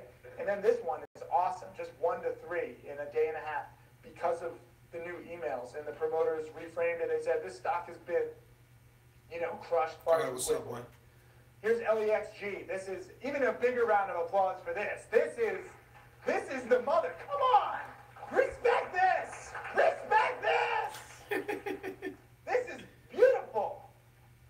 You promoters out there, thank you. Thank you for being confident for once. For once. Look at this. This is all daily. Oh, fuck. And I bought this right around here and I sold it here. Oh wait, they're just 1 block away. You know, I was in and out far too quickly. The time to buy is this technical breakout right here. When it starts to what's get up, a man? volume spike This fucking thing. and you have a previous high break. This fucking So this thing is what, about to you go know, out on I me. still might buy Raise, if it ever impresses me. What is Raise at? Raise is at 174. That is not impressing me. You know, since I know that I don't have a lot of patience, I can't just, you know, hold this crap from you know, and this is, in this chart, this looks like this is not a vol. I couldn't buy it at anything above 3, 4, 5, 6. I just thought it was totally crazy. But I'll tell you, the bounce right here at number 5, intraday, you know, you can't see this, but in the 3s to the 6s in about 2 hours. Did all that chicken And then, over you know, there? it even bounced for a few Hell days yeah, before she then fucked really that tanked. bird up. So the 1 through 7 pattern plays out, and you can see how volume fades towards the end when the promotion is over. This is all so that the promoters can dump their stock. Nate, how many shares do you think were dumped of LEXG, if you had to guess? 10 million. At an average of 3, 4, 5, 6. That's some good money. Greg, think about that. Think about it, Greg. Are you thinking about it? All right. I don't know. I'm not in This Texas. is BCCI. This is just another coffee stock. This was running Baristas Coffee. This was running because of jamming. You know, you have the same kinds of opportunities to buy the technical breakout right here. You know, then it kind of gets choppy, but you can buy the technical breakout right there. Then it just gets outrageous, and it's a short. This is kind of more choppy, and it's also, you know, this is only 8 cents to 80 cents, so it's a much lower stock. I don't like trading stocks under $1 like that. I didn't even trade this, but it's fun to see that it works if you want to do that. And, you know, you'll see this a lot of the time where, you know, with LEXG, LTUM also jumped because they're in the same industry. CPOW, this was one I actually did profit, and this was interesting because I got to tell this story. I like talking with promoters, and I like the fact that, you know, as much as some people in here think I'm like the greedy Jew who makes all this money, as one of the promoters would say in his British accent, you're a fucking peon, man. And the backstory on that is that I went to the Vegas affiliate expo, affiliate summit, where, you know, like you have these people who promote different products. They promote, you know, the acai berry, they promote vitamins and like, you know, lose a lot of weight online. And he's like, listen, I'm moving from vitamins to penny stocks. You know, like it doesn't matter what he's promoting, vitamins, penny stocks, it's all bullshit, right? Some of you vitamins people, Greg, don't take that personally. Although wait, you are a vitamin person and you could be a promoter. This could be perfect from you. You're moving from vitamins to promotion. You should talk to this guy if I had his number. Anyways, I did a whole blog post on this. I shorted this. I don't remember. I shorted this somewhere up here and I covered too quickly as usual. I made a few $1,000s. I think I made like 10,000.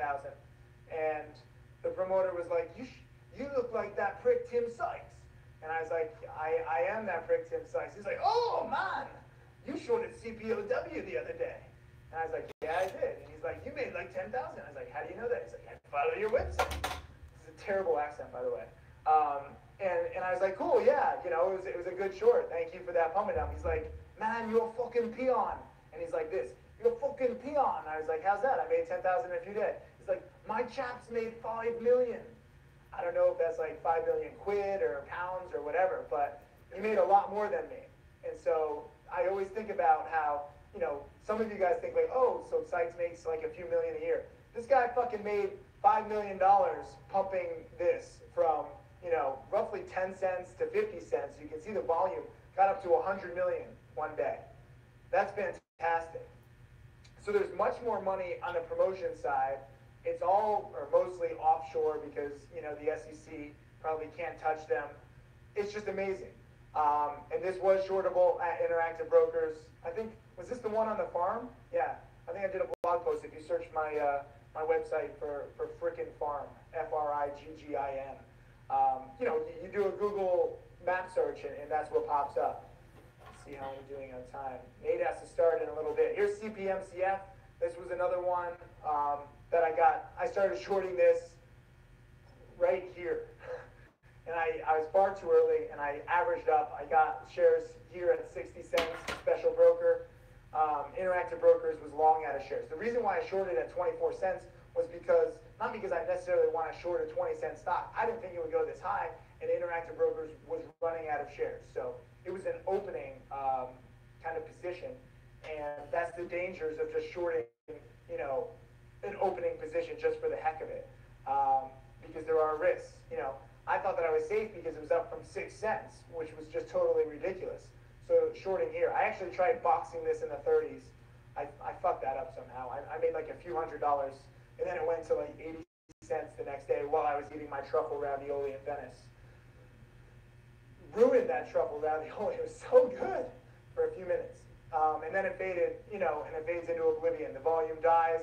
There's a longer term case for shorting, you know, the long kiss goodnight if you believe in that pattern.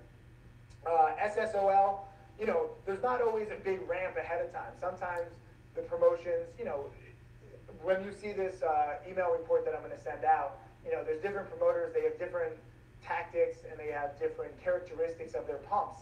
This was, you know, 3 and done, or actually 4 and done, but it was from 3 cents to 10 cents. I shorted it up in here, and then I covered here, and like I shorted, I think, like at 9, and I covered at like 6. So I made a good % profit, but, you know, you don't have to cover so quickly. And I know somebody asked a question, you know, when you're shorting for the long term, what happens during the bounce? I would initiate a longer term short position on a bounce, like right here, number 6, when it bounces from 2.5 to 4.5 cents. I don't recommend shorting stocks under 10 cents. Most of you guys don't have that kind of money, and it's good because, you know, you have to put up $2.50 a share. It's very risky. As CPMCF proves, I mean, even though it's totally absurd that these stocks are even 10 cents, they could go up to $1 if they catch enough shorts and buy-ins. And this one actually came back a little bit. I don't care about stocks when they're under a penny. I don't understand the whole sub-penny culture. There's a lot of them. I mean, those are the people that play like the penny slots here. Who plays the penny slots here, where you put in like 1 penny at a time? Yeah, no one's gonna admit to that publicly. That's cool. You can do it on your own time. Here's THWI. This is another 3 days and done. And I wrote a blog post on this one because you could have done the research yourselves if you like doing your research like that. I do. I love researching. But it was all connected to this one Indian guy. I'm sorry, Kunal, but it's true. And he's very shady, and I'm sorry that he's based in Vancouver. You know, it's the usual suspects over and over again. Like you have these offshore people who are not necessarily Caucasian. I'm sorry, I don't choose these guys. They seem to choose it. You know, St. Lucia, you asked why I'm such an asshole. It's because all these crooks are Indian and they're from Vancouver. Or Delray Beach, you know. I'm sorry, it's true. And then we'll get to some more, but I don't want to impose on Nate's time. So, Nate, come on up here. Bring up Nate with a round of applause. I started out in college with like $5,000, and I took that to 0, and then I put another 5 in. I was working at Staples for quite some time, and I just kept on kind of rotating. Probably lost 15, 20 grand of just putting it down the rat hole until I figured it all out. And I run Investors Live blog and the Investors Underground live chat room. Some early success and failures is what a lot of you guys do, is just you buy and you actually buy the penny pick things and you don't sell because you actually believe that they're a good idea, like the AERN $1 billion agreements and whatnot. One was TFCT, which was PrizeWise, which was like a, you buy like tickets, and instead of putting in bids, you actually buy tickets for a chance to win that item. And I thought it was the next big thing, the next eBay. So I wrote it from subber to 20 cents. I was up, not a lot of money in it, but probably up 5, 7 grand or something like that. And then it started to come down, so I averaged down, averaged down, averaged down, wrote it all the way back down to subber. GZFX was the next Netflix, and they had the Dell guy, the dude, guy promoting it, and I thought that was going to be the next Netflix. I would ride it from a penny to 50 bucks. That didn't work out either. Did the same thing, average down, down, down. So anyway, I had success with mailers, again, which kind of like the LAXG types, but before, it's on the next slide. Before the mailers, just kind of do the scans. You can find out things through the filings, which I'll go over, and had a lot of success just following one person's mailers. And I actually have a couple more, which were the big gains. And that's it for the intro. It's not always perfect. ABVC, I got smoked on. Everybody knew that it was the next Eric Dickinson play, which is actually the WSML people. But the problem with like the sites that find things early is you don't really know what that volume is. You don't know if it's a subscriber base there that's putting in the volume that is that's creating the move, or if it's legitimate funds and actually the promoters behind it that are doing it. So that's the downside to some of those sites, but this one I just got stuck in. I had too much, and every time I went on the offer, they'd go a penny under me, and I couldn't really show my size. So I eventually just went market, and well, not market, but 10 cents lower. I put a limit and got out and took a $50,000 loss. So anyway, so when it was all good, CVDT and GZGT, this is CVDTs, which I'll pass around as well. And this is GZGT, which is just a copy of it. But that was pretty amazing. The GZGT, they put in every single magazine, Forbes, Business Week, everything. So you actually could flip through the magazine, you'd see an article for GZGT. You got postcards, a mailer, emails, and they were the hot guys for a long time. But like I said before, a lot of this stuff was connected via filings. So you could actually, it was called Vegastar Capital, and you could just kind of search the filings for Vegastar Capital and find out they're doing the deck conversions, and we're able to connect the three. So you just kind of keep it on watch, and when the volume comes in, you kind of have an idea it's going to go. You get a mailer, and so those were some good big gains at first. And then May 5th, I was at UNH at my dorm. I had my motorcycle parked outside, right in the parking lot there, but they were doing a Cinco de Mayo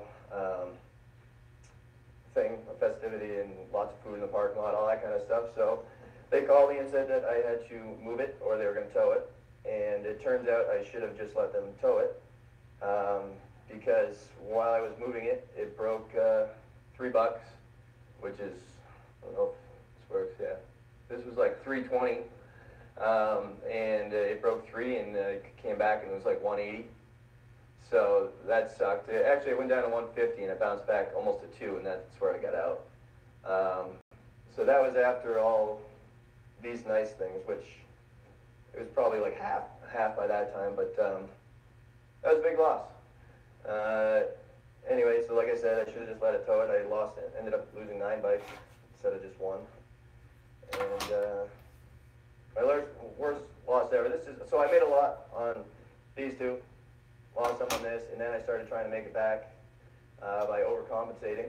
And I got in that. I added. I was a believer then. Called the IR company. Buyout was imminent.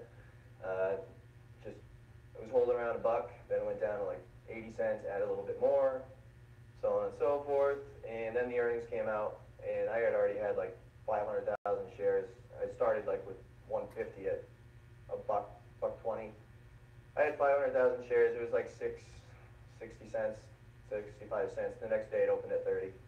So that sucked. The only pros there is I had like a nice tax savings to last me about 2 years. That's about it. Now I have to pay tax again. So, yeah. So I stole this picture from I don't know if the Asian guy that I was with Modern Rock Bao in the back yesterday. He always had that on his signature on iHub, and it's true. Everybody, you got to sell when everybody's in the oh yeah type state.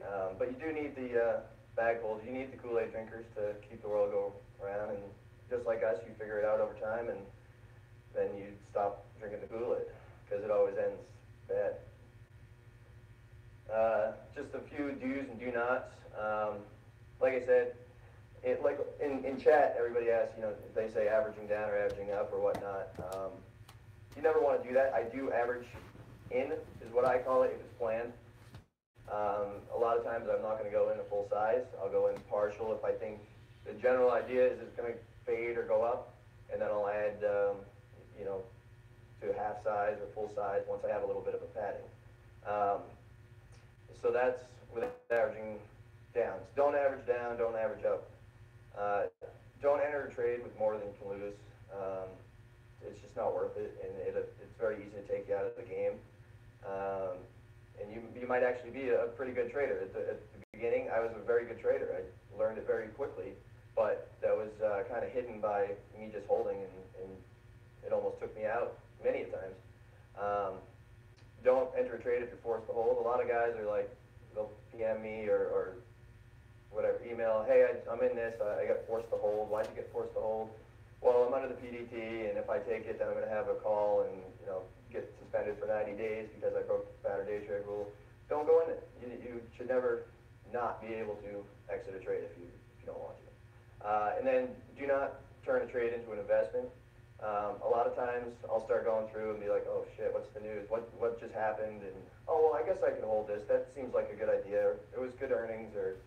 And at that point, once you start trying to rationalize why you're in, you're already in for the wrong reasons. You went in for a trade, it's one or the other. And then the dudes just follow your rules, follow your plan, and cut losses. Every time I break my rules, I get smoked. Cena last week. The only reason I was in Cena large is because I made 19 grand on Rays. So usually when I have a good week, I start pressing, and I ended up giving all but 2K back on Cena. So, but that wasn't a plan. I even told my chat room, I said, this is a textbook short trap. Like a lot of the guys were talking about, St. Lucie was talking about, showing hidden size and how they can manipulate the box. There was like a 90,000 offer on the, at like 85, and 84.91 showed 100 shares, and they were just taking any size that came. So that's just an example of how the manipulation is. In NASDAQ, they just make you think, holy shit, there's a 100K offer, which is like $8.5 million or whatever, 850 grand. So you start panicking to this bid that only shows 100, and they take it all up, and all of a sudden there's a bunch of shorts, and it's squeezed to $92 or something. So yeah, don't mix strategies like I said before. So as far as like turning a trade into an investment, if you can afford it, it's good to have multiple accounts for different strategies. I have some back accounts. For example, Rays is not in my trading account because if I look at it every tick, then I probably won't hold it.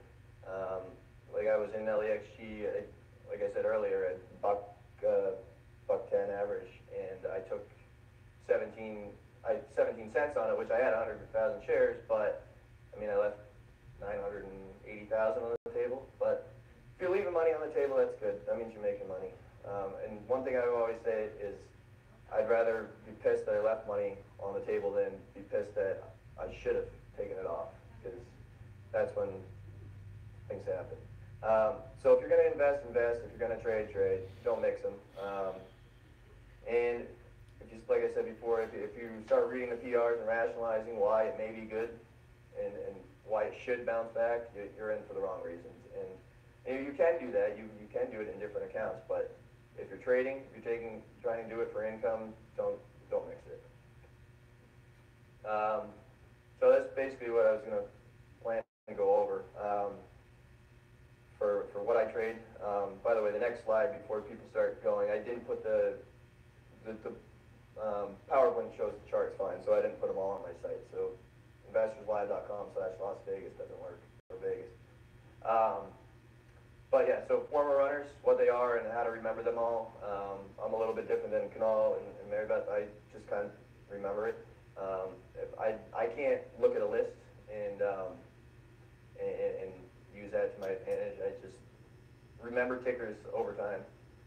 Parabolic breakouts, late day fades, the difference between like random pops and overextended charts. I'll go over opposite of parabolic, like panic, washout, gearing and perking, and then look into pumps.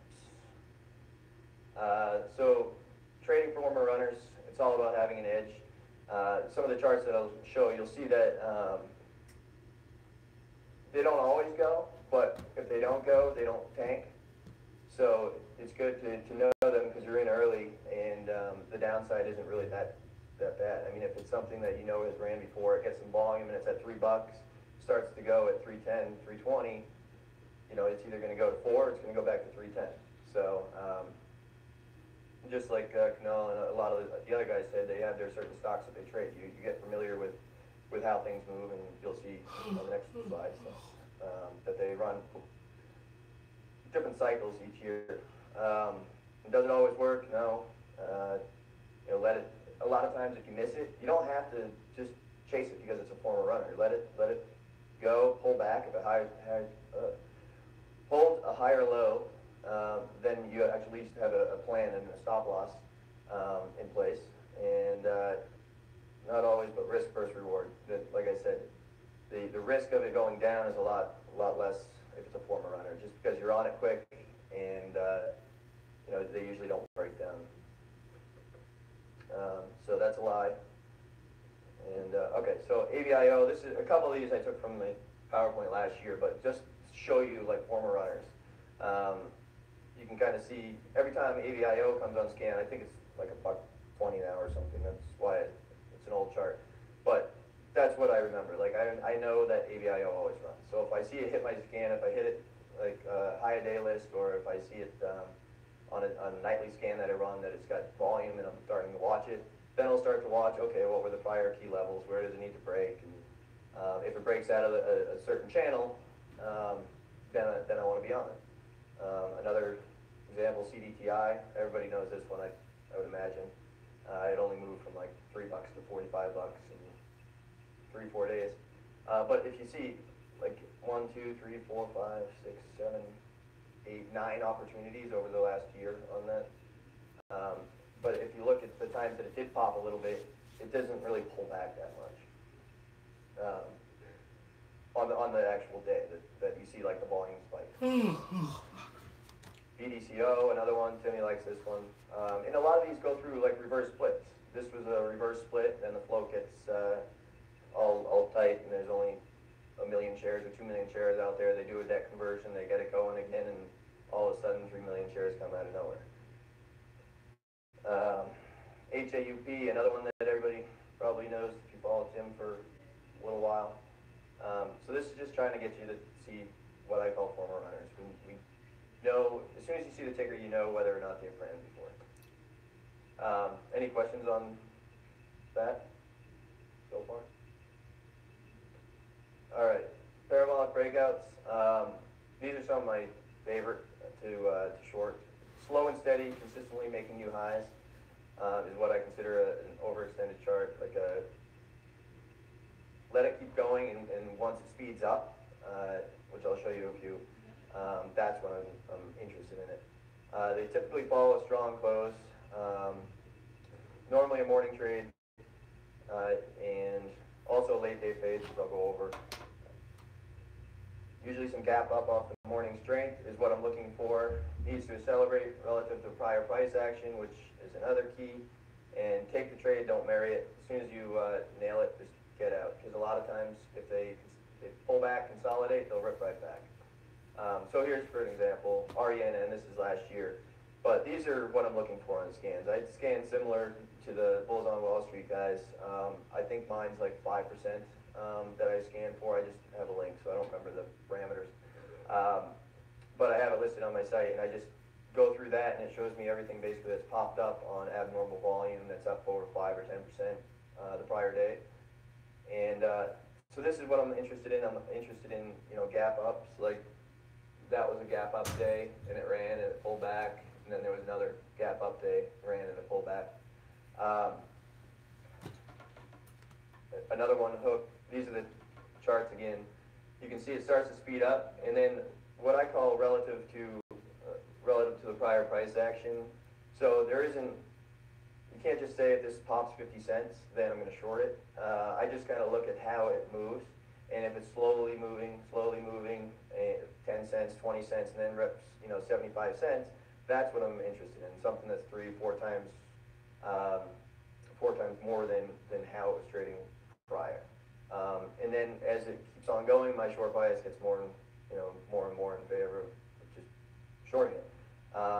But again, if you short it and it doesn't work out, stop loss. I don't use any hard stop. It's all mental, just because, like saying Lucy had said, you know, they can see that. They can take it right to your order and squeeze you out, or you know, knock you out from the long side and rip it right back to exactly where you thought it was going to go. Steady gainers, but no corrections. So another one, this is VHC. You know, the charts like this that have been going up, and then during the day, you look for the speed up. So this is like that same chart the next day, and you know, this is kind of just inching along, takes off, and then obviously a parabolic relative to the prior price action on the day.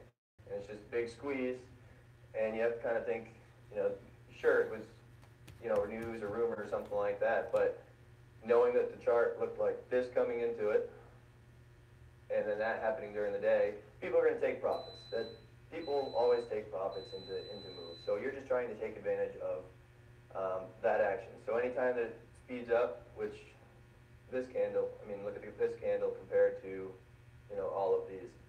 That's what I'm interested in. And then this is the worst one. This is just like Cena the other day in Java. I think I lost like $9 grand on this, but this is the one that gets me pretty much every time. And this had a big chart. I think I took it out. But it basically went from $5 to 35, I think, or 30 or 35. And this was in the 26 range. So yeah, the next day it peaked out at like 28 or 29. But it just, no huge chart, it had gapped down and then it came back and it just kind of formed this top. So I was using that as like a guide because it wasn't able to get through it. But then you can see late day, it finally broke through and it just squeezed. So I got out here. I saved myself quite a bit of money. But this is what to watch out for when trading these types of things. And if you break your rules like I did, then, you know, you're gonna lose a lot of money. Because I was in probably like one half size, just starting in, but then I kind of went too big. But like I said, where most of my losers come from, and a lot of times I'll write in the chat room and stuff like that, if I know people are short and they didn't take, you know, it came back down, it went up, came back down, take some profit, and then it kind of starts slowly inching back up. That's where these things happen. Born, I think, yep. So Born, this is a parabolic chart. Another, this will be like a failed red to green next, but this is just a trade. You know, like I said, don't marry it, because when it's like this, shorts are in trouble, but you're just taking advantage of people taking profits. Because you got to think, other people are on the long side. They are, you know, up, and if it gaps up and it starts to pull back, they finally have a reason to sell. A lot of times when stocks are going straight up, there's no reason for people to take profits, because they're like my uncle who just buys gap ups and he ends up making good money, but there's no reason to sell. It's green and he'll just hold it until it's red. So like I said, once it turns red, then people are like, oh, you know, maybe I shouldn't be in this. Maybe I'll take a little bit off the table. So that's kind of what I'm looking to take advantage of.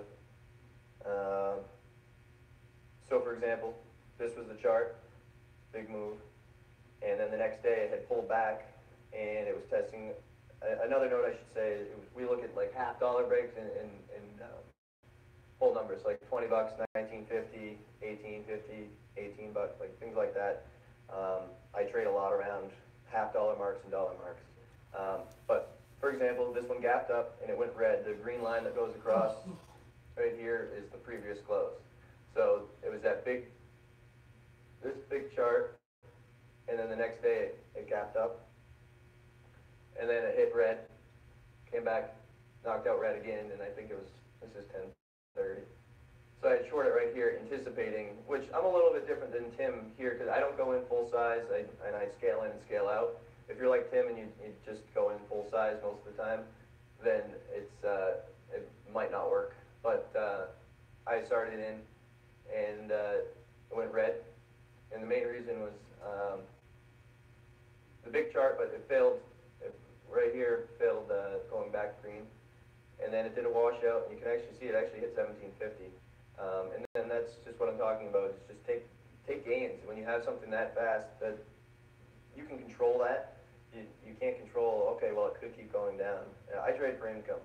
So I always lock in. I miss out on millions and millions and millions, but I can control. I have $400 gain, I have $1,000 gain, I can control that. I take it and move on to the next. I don't have a lot of patience, and which stems back to how I started trading in college. It was between classes and sometimes during classes and things like that. But you're looking for the move, and that's what I'm good at finding. But I'm not good at holding it from dying to, like, Kunal bought that Moby or whatever it was this morning. I would have never been able to hold that past 30 cents, and he's probably still in. And then, so late day fades is very similar. Like I said, the big charts like that, I look for like flat line, and then either a break down or a break off from that level. So I don't just short random stuff if it's just kind of going up slowly but surely during the day. I wait for it to flatten out, and then that's where if it perks off a flat line, or if it drops off of a flat line, then that's when I'm interested in it. So there are charts that have been in play for days, weeks, months, that are just going straight up. And like I said before, people just haven't had a reason to take profits yet. They've been going up. So the first red day, things like that. Testing key support and barely hanging on. So I have an example that you can see it next, or a couple slides, but I'll go over that one. So charts that have had lower highs. So charts that are going straight up, that 10.50 was the top, then 10.20 was the top, then 10.10 was the top. So then that's something I would anticipate, like the 10 break. So if it was going like 10, 10.50, pulled back to 10.05, 10.10, back up to 10.30. The closer it comes to that 10 is where I would end up shorting it if it has lower highs. So something like this, ONTY, you can actually, we had shorted it like this day, which was actually a pretty big spike. It was like 8, the day before it went from 8 to like 8.50, and then the next day it was up like $1, which relative to the prior few days, it started to speed up, and then it pulled right back. But this was the comment about, you need to take your profits, because a lot of times they'll just keep on going. This is what I was talking about, late day fade. Support formed at 6, and then you can kind of see the lower highs, but it always bottoming around right here, 620, 625, something like that. And we ended up doing this when it broke 625, because that was the bottom. And then that's something I would anticipate the 6 break, 620, 625, and I'd add in on the 6 with size, just because I have a padding from right here. And since it was a partial size, if it does continue to keep going up here, I'm not really losing more than $500 is usually what I try to put as my risk. And then, as you can see, it washed out, and that's a perfect late day fade kind of chart.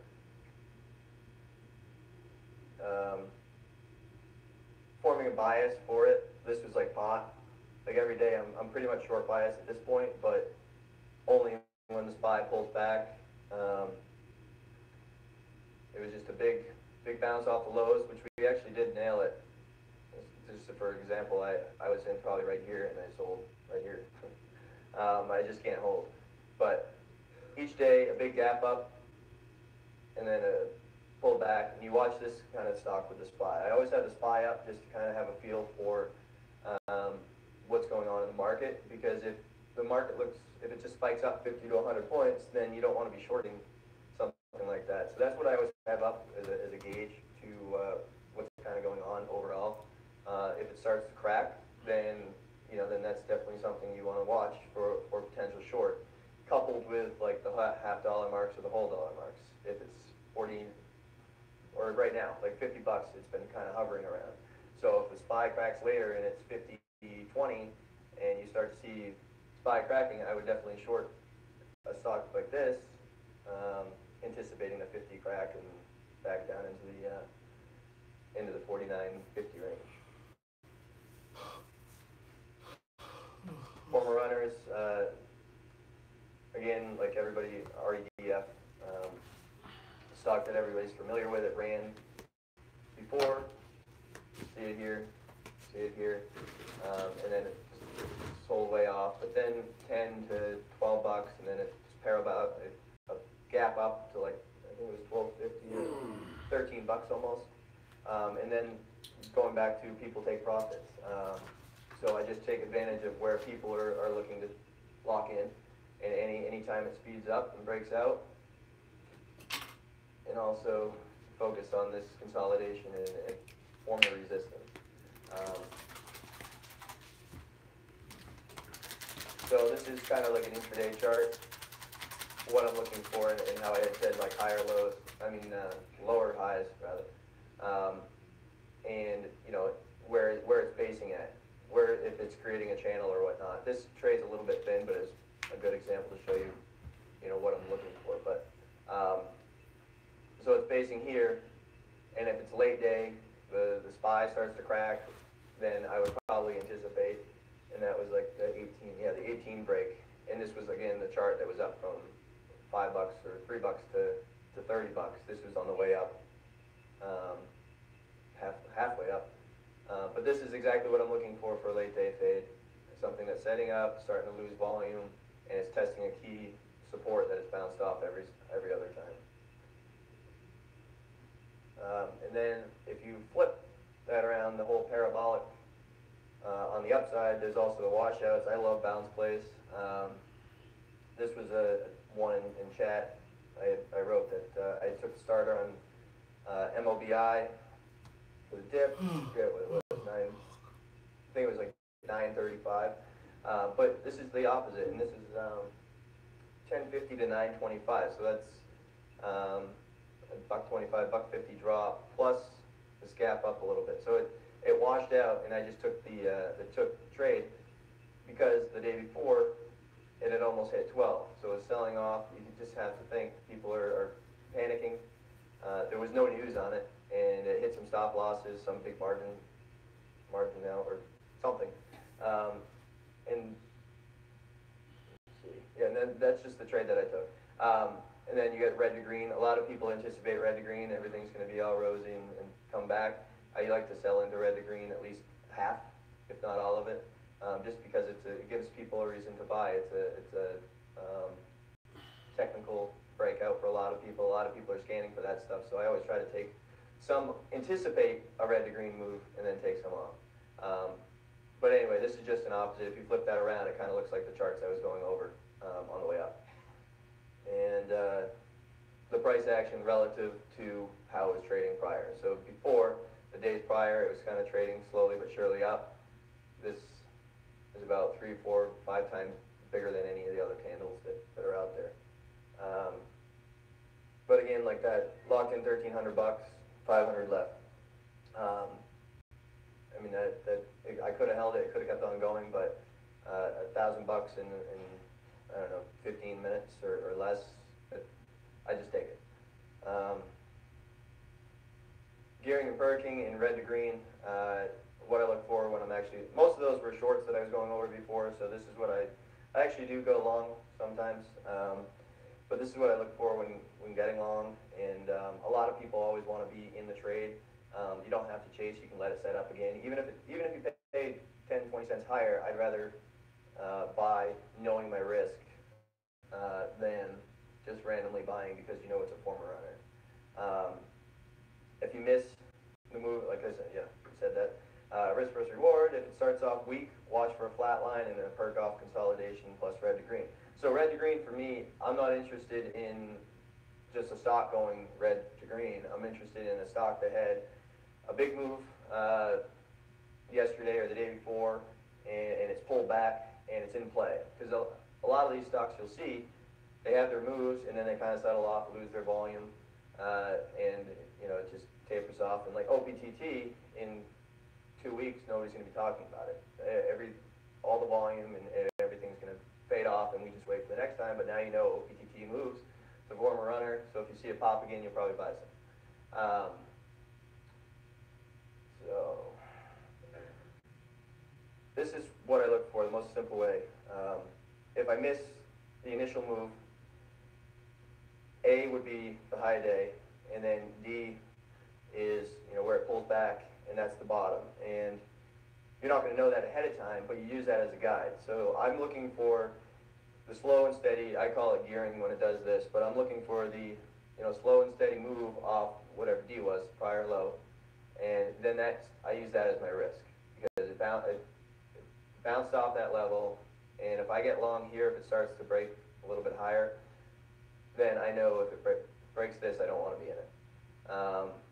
And the more distance between B and C, especially if this is like a morning move, and then this is kind of into the afternoon, like 2 to 4 p.m., the longer the distance between these are many times the better move that comes out of the high day break. So this is what I would call anticipating a midday breakout or an end of day breakout, breaking through the former high. This is kind of the same thing, the same chart you'd see.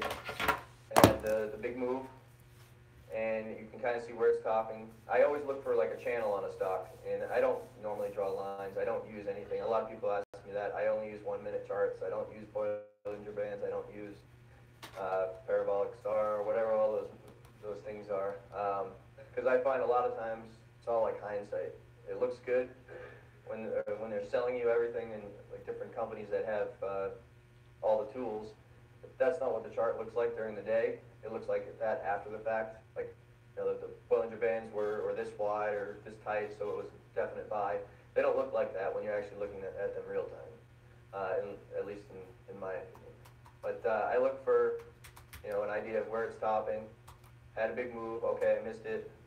So late day, this is where you can start to see it kind of inching up, and I would anticipate that knowing like my losses here. And that's it. The most important thing for buying them is did it have a morning move? I'm only interested in ones that people are watching. A lot of people are watching this during the day. If it had a big morning move, 9 to 10 a.m., and it pulls back, and everybody's waiting for the next break. So then that was the next break. Here's some better examples.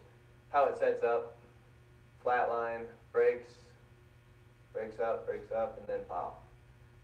That's just like a textbook perfect example, but that's ideal, and again, the loss is the prior low right here.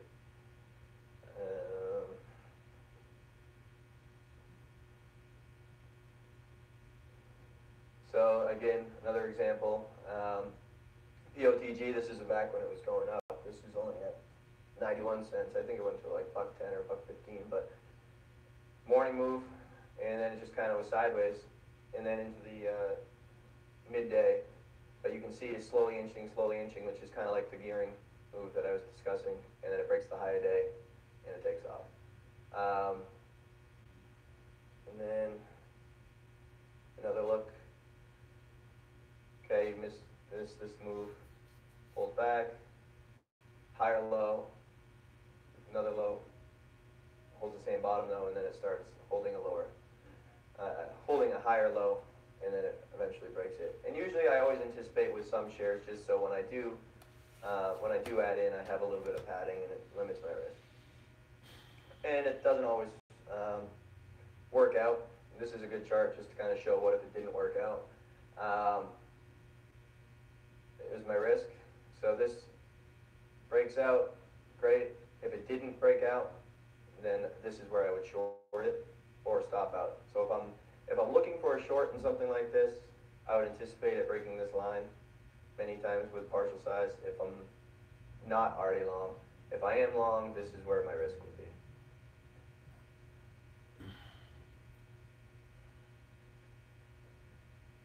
This is a red to green, so this was MOBI back when it was actually $11 almost. I guess it's a hard one to see, but this is what I was talking about. It's not just a random trade. This is when it was. This is the same washout day. It was in play. There was a lot of volume, and it wasn't just a random red to green. Everybody had played the prior day. It was going up, straight up. But they don't always work out. But you can anticipate it. Anticipate the red to green and sell some into the break, and then stop it even on the rest. I think I took it long there or something like that. But the top was at 1025, which is this line, and I basically told the chat, watch this 1025. If it breaks, you're gonna get a pop. Everybody anticipating it red to green, shorts covering, and things like that. So that's what I look for. And like I said before, if they do break down, it's not crazy risk, because you already know where you're gonna stop going into it, and you're positioned relative to how it's moving. If the stock's, if Cena, why I lost a lot in Cena is I was in 5,000 shares. I shouldn't have been. Every other day I'd start in 200 shares, 500 shares, and do a max of like 1,000 shares. But when a stock can move $1 to $2 in any instance, it's not good to have 5,000 shares. And then let's see.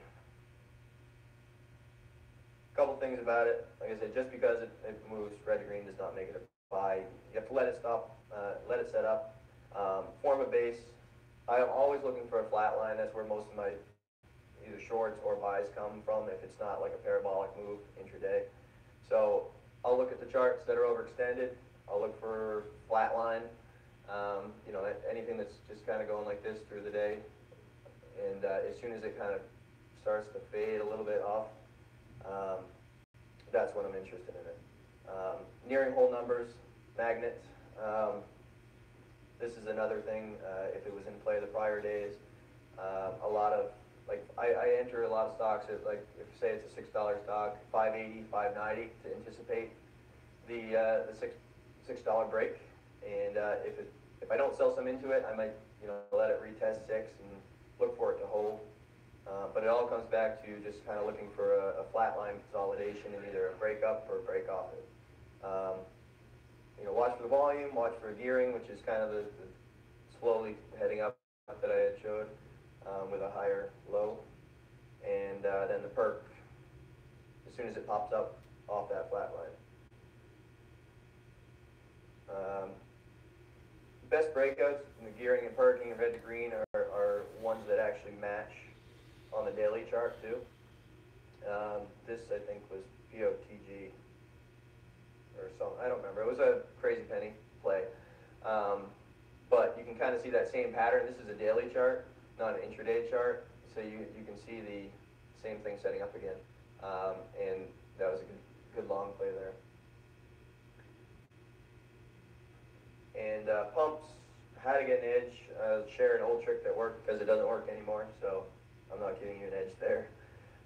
Google, I tell everybody wants me to tell them all the sites and which ones to subscribe to for Penny Pick, and they have 15, 20 sites, and Crazy Penny has 15 sites.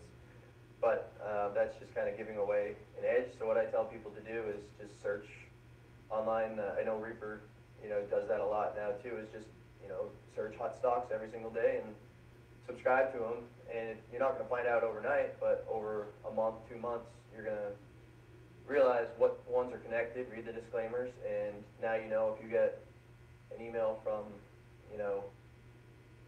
Penny Pick on day one or any of their other sites, you can relate that, hey, maybe they're only sending it to these two, and then the next two are going to come the next day, which is what they do. They split up their list and they go 5-5-5 or 3-3-3 or whatever it may be.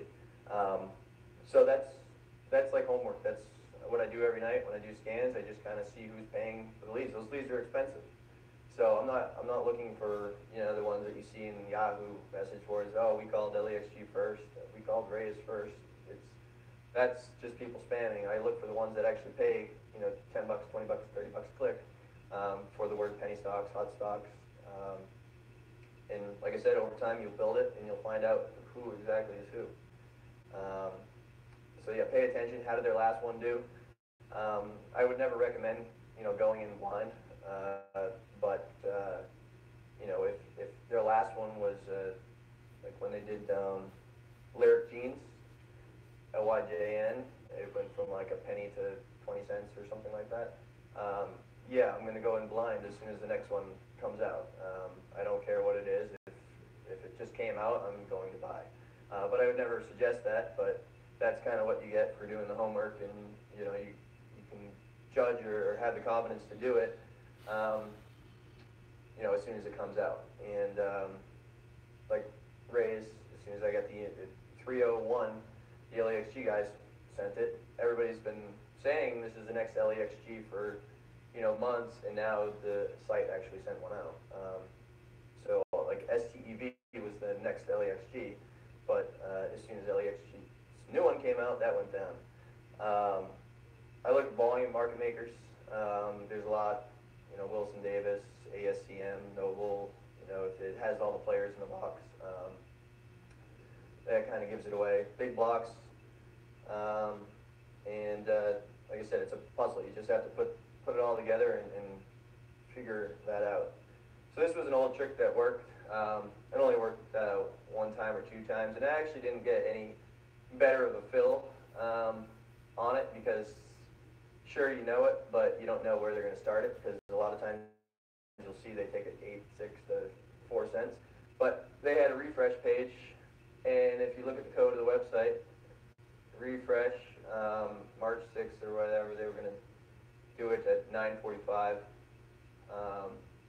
9:45 exactly, and this basically is telling, refresh this page with content, announcement, writers group or whatever. So, you know, type in finance.yahoo, writers group, oh, it's WRIT.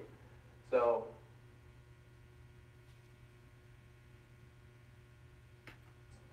uniform.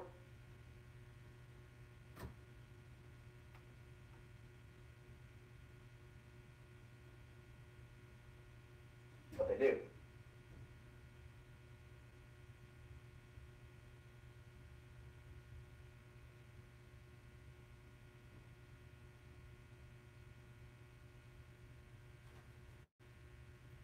I mean, whether or not WSML, for example, spends 3.12.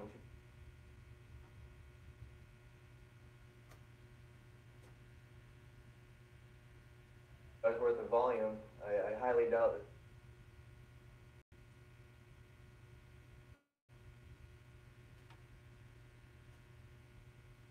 This game for a long time if we don't mess up. That's what it comes down to. And it's my job and every other speaker's job here to try and help you not to mess up. You know, Sangucci had a great quote. He said he has words of wisdom every now and then. And he basically said, look, like, you know, you can study all this stuff for a few months and pretty much pick it up. And a lot of people do. And they start making some money. And then they start thinking that they're, you know, some of them start thinking that they're advanced traders. And then they blow up twice sometimes. And, you know, the key is not to blow up, not even once. You know, you can have bad losses. I've had bad losses.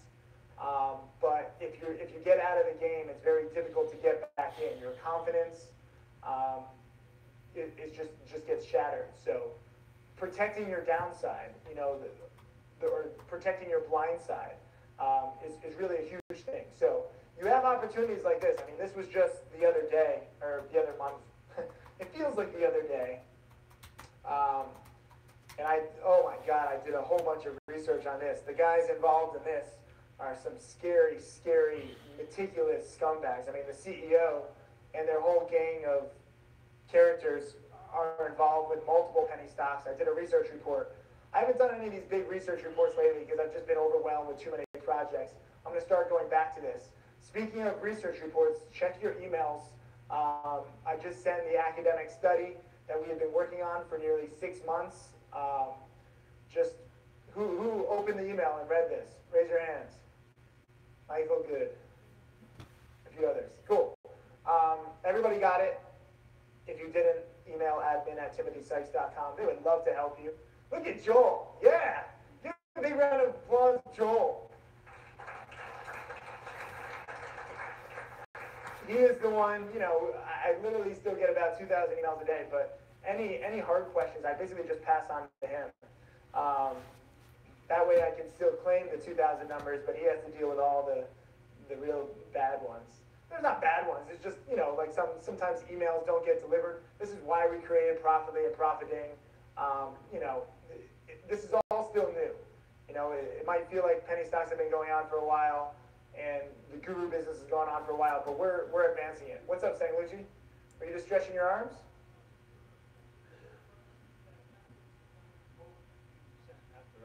Netflix is down 15%? Do I really have to talk in this mic right now? Yeah. Earnings were bad. So Netflix is bad. Did you have puts on it? You had puts? Profit? Nice. Look at that.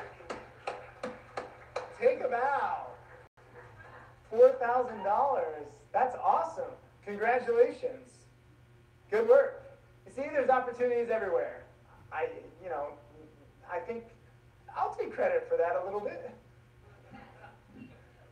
Should I? Did I?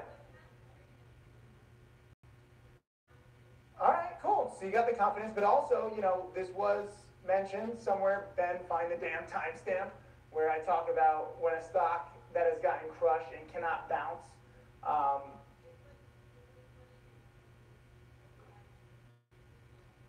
Yeah, I can't remember all my DVDs either. Don't worry about it. Fuck that. No, I'm talking about sometime during this conference though too. I mentioned that, you know, this pattern when you have a huge crash and it can't bounce. It's actually very similar to OPTT. It's just a little pattern that I recognize. Netflix is different than OPTT. OPTT, by the way, closed at 428, so I'm up, you know, 13 cents. It was fading quite nicely again towards 413, 410-ish, and then it had another weird spike. You know, buy-ins, manipulators, who knows? This is penny stocks. This is the fun/danger of penny stocks. The good news is I had an open order just in case, and I shorted 2,900 shares at 465 into that spike. So I got my average up to 440. Now I'm short 19,000 shares OPTT. I'm sorry it couldn't crack for you today. Tomorrow, I don't even know if it's going to crack. Most likely, if my best guess would be Wednesday or Thursday, because these buy-in spikes will probably keep happening. It is easy to short with my special broker. Obviously, Interactive Broker still has some shares, so I'll keep looking to add to my position on OPTT because, you know, this might be a blatant pump and dump ALCM, but this is very similar. When you have this big drop, you know, you could say, look, this is like OPTT. You have the first drop, and then it's kind of choppy, and then it comes down a little bit, and then you have another big drop. The first drop is usually not the biggest drop, and this is uniformly pretty much everywhere. Aside from, like, you know, if it's an FDA thing where, you know, it drops 50 or 60% or it gets delisted or something like that. I did actually want to bring up this one stock. It is ORS. Eric, are you still in the room? Or is Eric hurting? Eric is hurting. Eric was celebrating his win. I like this guy. Eric Wood, one of my challenge students, and ORSX is the ticker now. And this is, Big Chart isn't even gonna have it, is it? Stock charts probably won't have it either. And this is the problem you'll run into. A lot of these websites, no one gives a shit about penny stocks. So, you know, ticker changes and small companies. I mean, ORSX, it's a $9 million company. All right, let's see if we can see this. No. Profit spot? Cool. Thank you. God, is that you?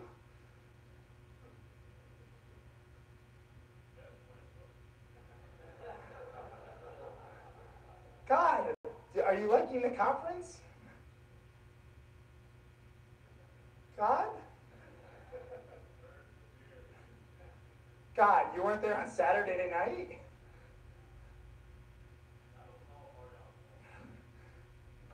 Was there any beer there Saturday night? Ah, God, you just didn't look hard enough.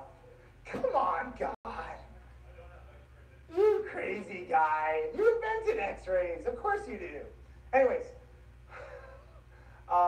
this is ORS. It was a pain in the ass. It did not follow pretty much any of these patterns, hence why you don't see it on my little 7-step framework. This would have been a fucking 50 steps framework where you have so many fake outs galore. But this actually followed it quite nicely with a dead pump bounce. This is a number 6, where it comes all the way back from 1 to 4 and then gets delisted, and now it's back down to 1 in 2 days. And, you know, some people were shorting this in the 3s. Anybody short this in the room? Yeah? You're shorting in the 3s? 2s? Are you still short? You're still short half. 250 to 1 so far. How many thousands of shares? That's not bad. Let's give it up. 250 down to 1. That's a decent game.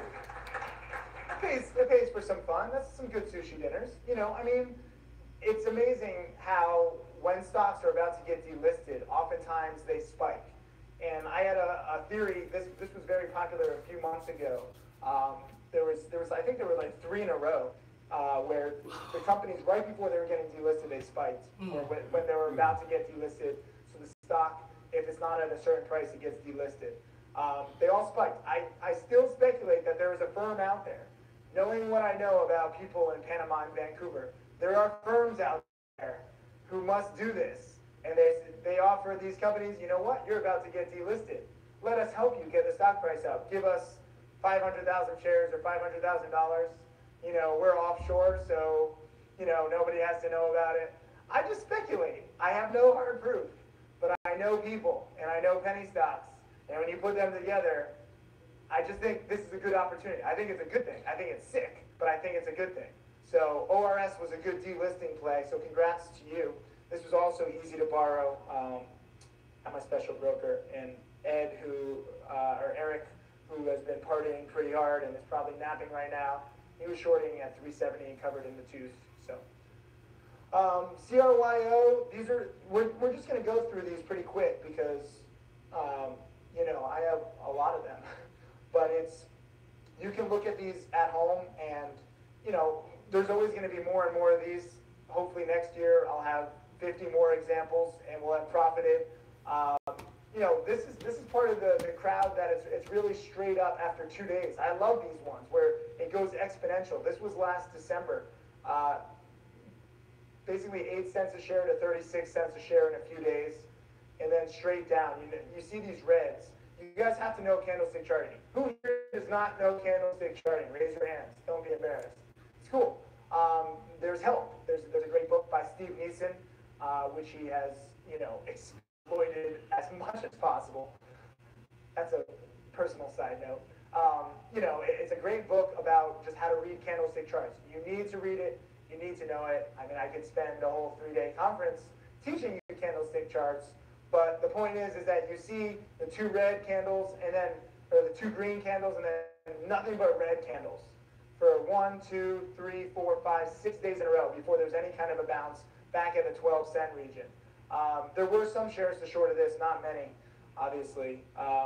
That's why I'm a teacher. You know, this pattern works every single time. It's just a question of finding shares to short and trying not to be too early, because this one went from 10 to 36, but, you know, we'll go into some intraday charts in a second. You can start seeing, oh, you know, it's not just up 2 or 3 days. There are intraday signs of topping too. This is HHWW. This was my favorite. Thinkorswim had shares of this. I shorted at 270, one of my best entries, and I covered at 235, one of my worst exits. Or No. I take that back. I was 35,000 shares short. I covered at 250. I made a whopping $7,000. Same day it touched one. A waste of $50,000 in profits at Thinkorswim. I have to live with that. The good news is that you can learn from that. When a stock is crashing, especially a pump and dump, you don't necessarily have to cover very quickly. This is my problem with OPTT, because technically it is a pump and dump. No, it's not a pure like bulletin board mailer kind of stock. I mean, there are email blasts, but you know, OPTT today twice crashed down, maybe not crashed, dipped down to the 410 area, 415 area. Both times I could have covered everything, all 15,000 shares, total profits of $4,000. Instead, I covered only 3,000 shares because I wanted to give it a chance. So I hope that what you're learning from me is that sometimes I try and be more aggressive based on price action. Sometimes I psych myself out. And you know, there is no one right answer. Like I can't say cover every time into a 10% drop or don't cover every time. You know, you have to judge. And that's why, you know, I go over this and over this. And it's all about your experience and your comfort levels, because I've been doing this over a decade and I'm still, you know, missing some potential profits here and there. But overall, I am profitable. And I think there's a lot to be said for that. Every now and then, though, some people, like Captain Puker, you know, just dominate me and they make much more money than me on a trade. How's studying going? Are you studying for your exam still? You haven't studied at all. That's good. No, you have your priorities in order. Vegas is an education, okay? As some UNLV students know in the room. This is KMKT. This was another one very similar to HHWW, where, you know, you have these numbers, I mean, where you have these starting ramps and then you kind of have mini supernovas. You have a mini crash from 1.5 down to 1, and it comes back up. The time, the single best time to trade this would be to buy the breakout right here. You can see the volume spiked a little bit. You can see this candle is wide. It didn't close highly, but right here it did. And for 2 days in a row, I mean, the breakout wasn't assured. It kept retesting this 150-ish level. But when it broke out, 4 days in a row, 150 to 3, you double your money. And I was actually long overnight here on this green candle, because I was like, you know what? I'm going to be aggressive. I see a big green candle. I want one more big green candle. And I was so wrong. The next day, it closed at like 285, I think, and I was long at like 280. And the next day, pre-market, it was like gapping down to 220. I was like, holy mother, what have I done? Why do I not just stay short? Luckily, it bounced in the morning from the 230s where it opened back up, and I think I got out of the 260s, small loss. We'll go over the intraday in a little bit.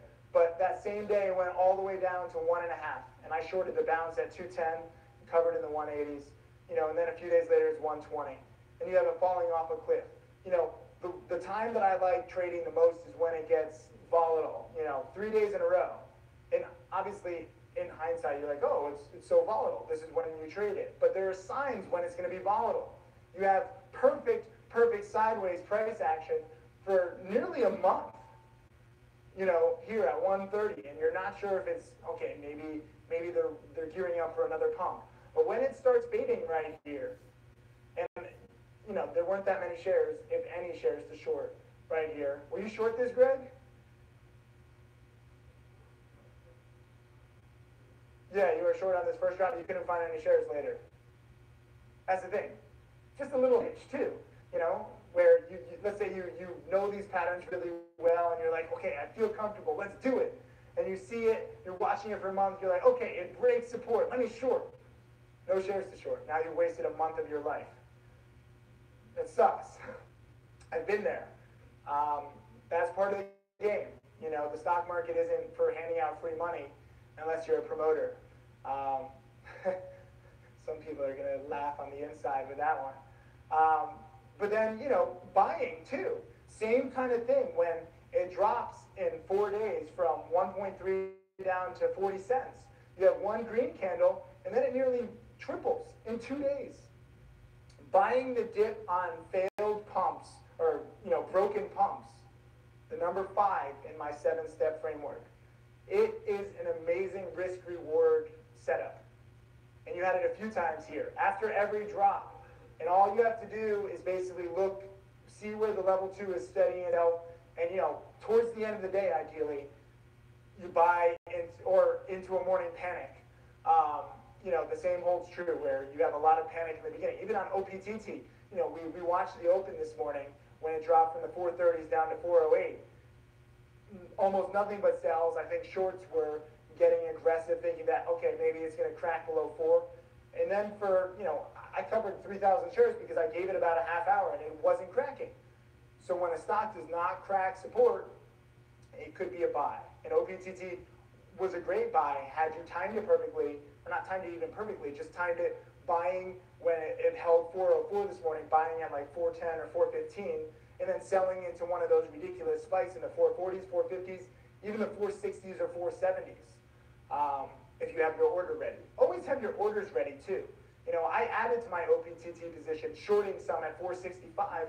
I didn't even mean to, but I think that's a good, entry price. Obviously, it could have spiked to 5 or 565, so I'm not saying short the farm, but if you're intent on adding to your position like I am with OPTT, if you can average up, I averaged up 3 cents a share, added to my position, and I feel good about that spike now. Otherwise, if you're just shorting and it spikes up against you, you feel like an idiot. You're like, why didn't I add to my position into that spike? You also have to have the right broker, which is, something that I keep coming up to.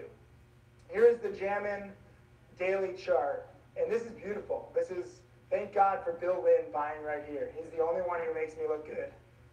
Do you have a magic trick this year, Bill? Later? Not in front of this lovely crowd?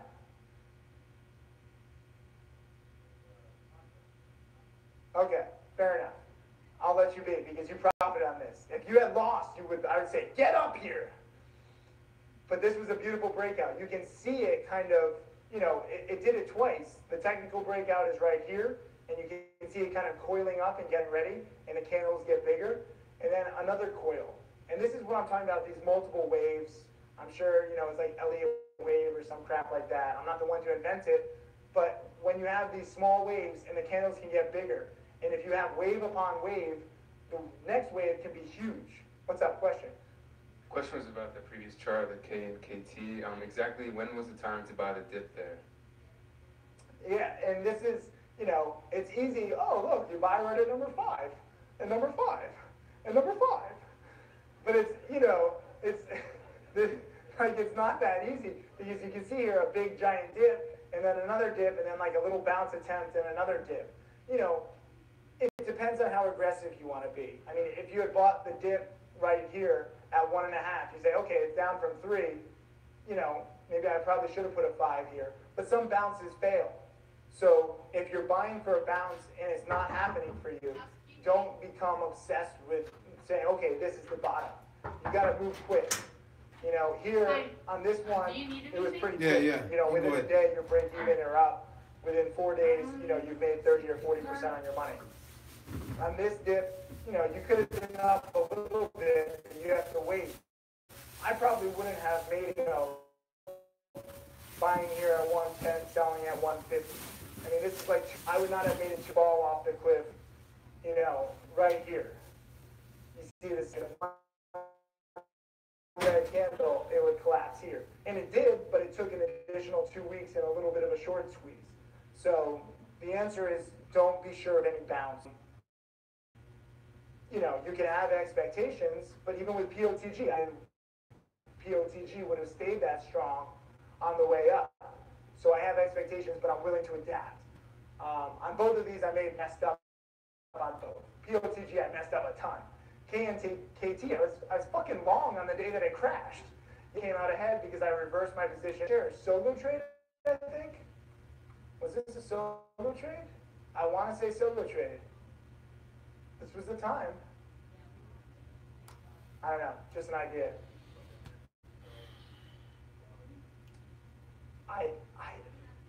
They changed regulations like while I was there, and then they changed their name to Wang, and now they suck. but I vaguely remember short enough, too many trades, but, you know, if you find yourself long, when there's the big, we're getting free massages in the back. Anybody who wants a massage, massages.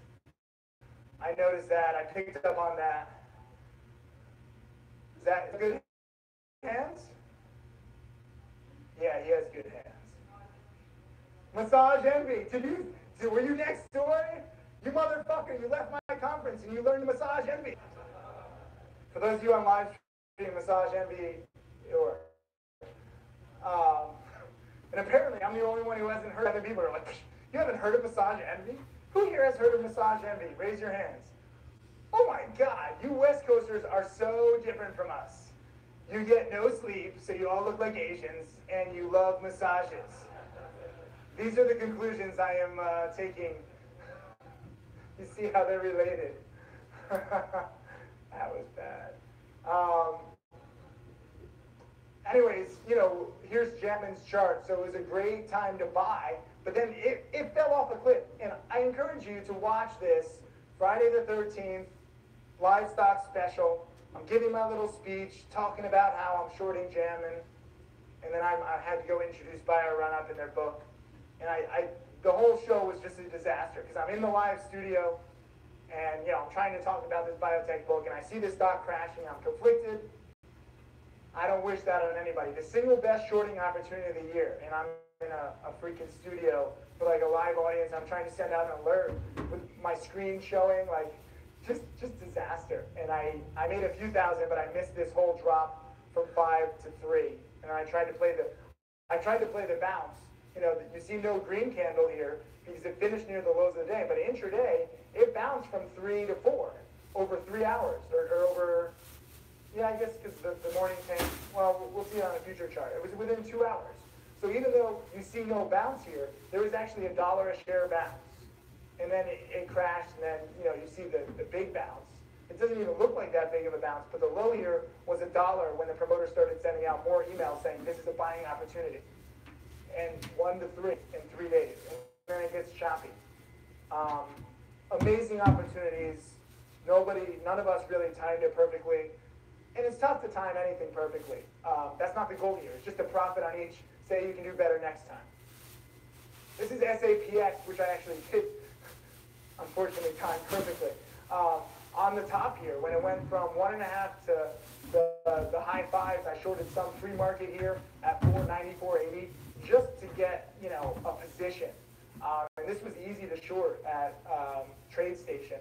And I added to my position at 550, so I got my average to 520. And within about 10 minutes, I was profitable in the 4s. And so I covered, I made, you know, nearly $10,000.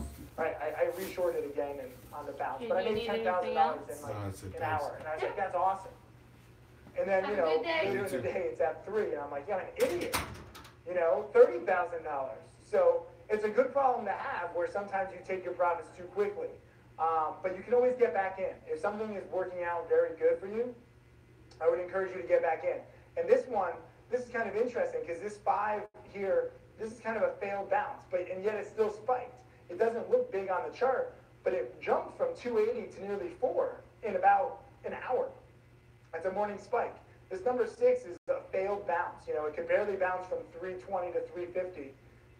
Even though this was a NASDAQ stack, this was an email blast. What was the disclaimer on this? $5,000? $10,000? Reaper? I'm looking at you. You're hurting, man. No more drinking for this dude. I'm sorry. I wanted you to have a good time. Anyways, you know, the bounce failed. And so sometimes it's weird. Like, obviously, I like shorting into strength. Not too much strength, but I like shorting into a bouncing dead pump bounce. But this, you know, the time to short was right here when it cracked 3 in the morning, you know, from 340 to 3, because now you're testing this support here. Otherwise, you have no real support until 250, and that's exactly where it ended that day. And then you have another morning thing, you know, from 3 down to 2 in 2 days with basically no bounces. That's fantastic. That's a great shorting opportunity that I missed. And, you know, what is the stock at now? It's 50 cents? Nobody knows off the top of their heads?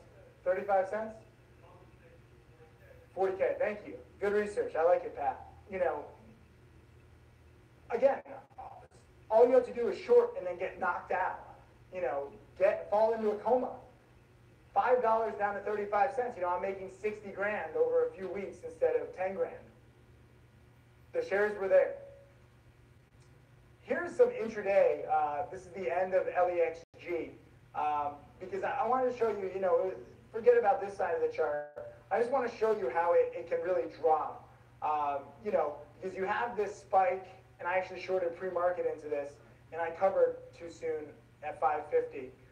What did I short at? I think I got my average to like 560, and I covered at 553. Wasting the Interactive Brokers shares. Did you short this, Greg? LEXG? On the bounce. Yeah, this is kind of a weird chart, but you know, when it cracks this low right here, and it goes straight down, there's no news during this. But then again, look at the buy, the bounce from 1 to 3. This is very similar to Jammin when it went from 1 to 3, when it dropped too quickly. Promoters know this, okay? It's not random that these chart patterns happen. When promoters know that a chart pattern is like this, you know, they can manufacture it so that other traders who see a stock, you know, like this that has gotten crushed from the 6s down to the 1s, exactly like Jammin, you know, or actually Jammin was first. Was it? When was this? I don't even remember. They were close together. But, you know, when two pumps are similar, if you can get all the traders saying, oh, this is like that one.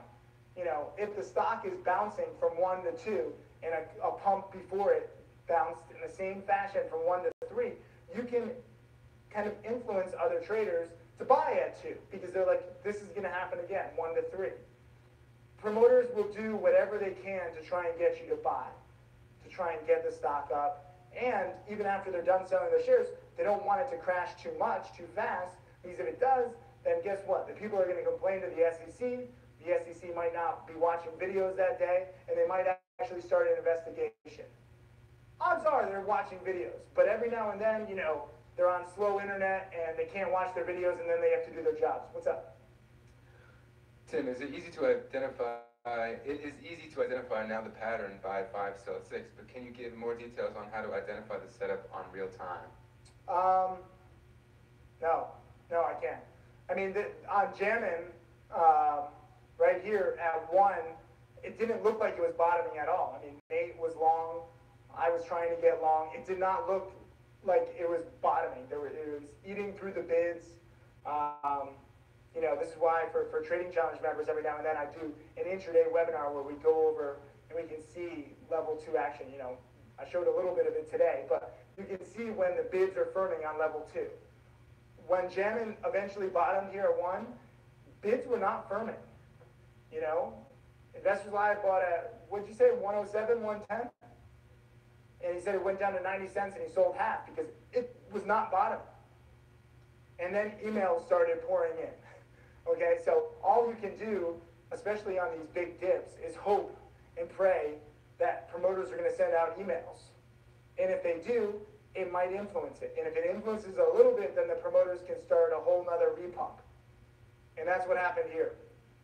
And then, you know, I tried to buy, I think, I'm trying to remember the Tim alert I said. I think I put my limit at like 112, and it almost immediately went to 120. And so I missed it. But even if I didn't, you know, wasn't right at the bottom, you know, into the market close, you could have bought it at like 150. And the next day it went to 2 plus. So every pump has different kinds of bounces. The best pump and dumps have the best bounces because the shorts are scared. And the longs remember what it's like, how quickly these stocks can just go up. You know, the worst thing, you know, forget about all this stuff from 2 plus, you know, forget about this side of the chart. A lot of pumps are just like this. And this, you know, this is from 60 cents to 180. This is not bad. But, you know, from 180 down to 1, this would be the end of the pump. Most pumps do not have any of this. So you have to put everything into perspective. Would I buy the dip here? I mean, I guess I should have. But you don't know if this is the end of the pump. When you have a huge, huge supernova, it's very difficult to pull off another supernova. I don't think I've ever seen another one like this. I wouldn't expect Jammin to come back to 6 anytime soon. Although later I did buy it at like 90 cents and I sold it in the $1.10 range. So it did come back a little bit before the SEC investigation. Sorry, CEO on. You're sorry that you mentioned it, aren't you? This is going on DVD too. Anyways, here's LEXG. This is just another chart. I just want to show you this sideways price action on this one because this is all choppy. I mean, this looks like a normal stock. I hate normal stocks. I do like this where you have this kind of sideways price action, a little plateauing, a little stair step, and then you have a little fade. This little fade, I love shorting this kind of little fade because even though, right here, it hasn't cracked any support. It hasn't cracked here. It hasn't cracked here. But you have this stair step pattern that's, it's kind of like a stair stepper for old people. It's like a ramp. It's like a wheelchair ramp. I can't even call it a stair stepper because, it's like a little bit and then you just go down a little bit, but it's not a big step down because, the old people and their joints, like you have to be careful. So I would call this an old person's stair step pattern down. This is a wheelchair ramp. So, you're coming down, you're wheeling your wheelie down. Oh, I'm falling and I can't get up. It's that same kind of a thing. That analogy works. We're humanizing it a little bit. I just wanted to show you some actual trades. This is Haynes. Where's Haynes? Kevin Haynes, this is your trade. Congrats, man. Yeah, $5,000.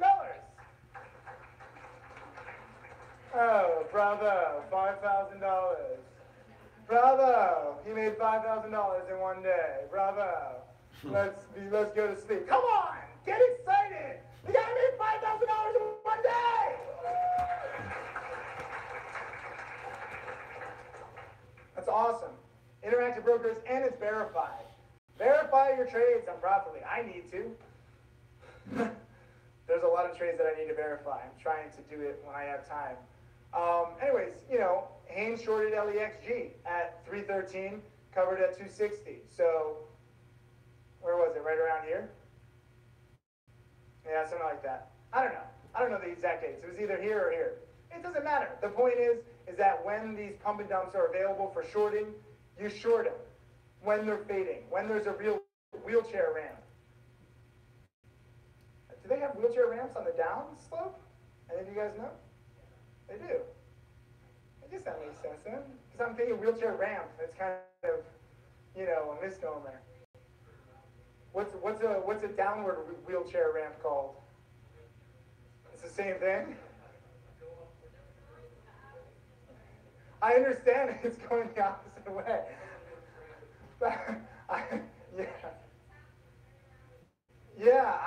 Trust me, I understand how it works. I just want another name for it because it's confusing.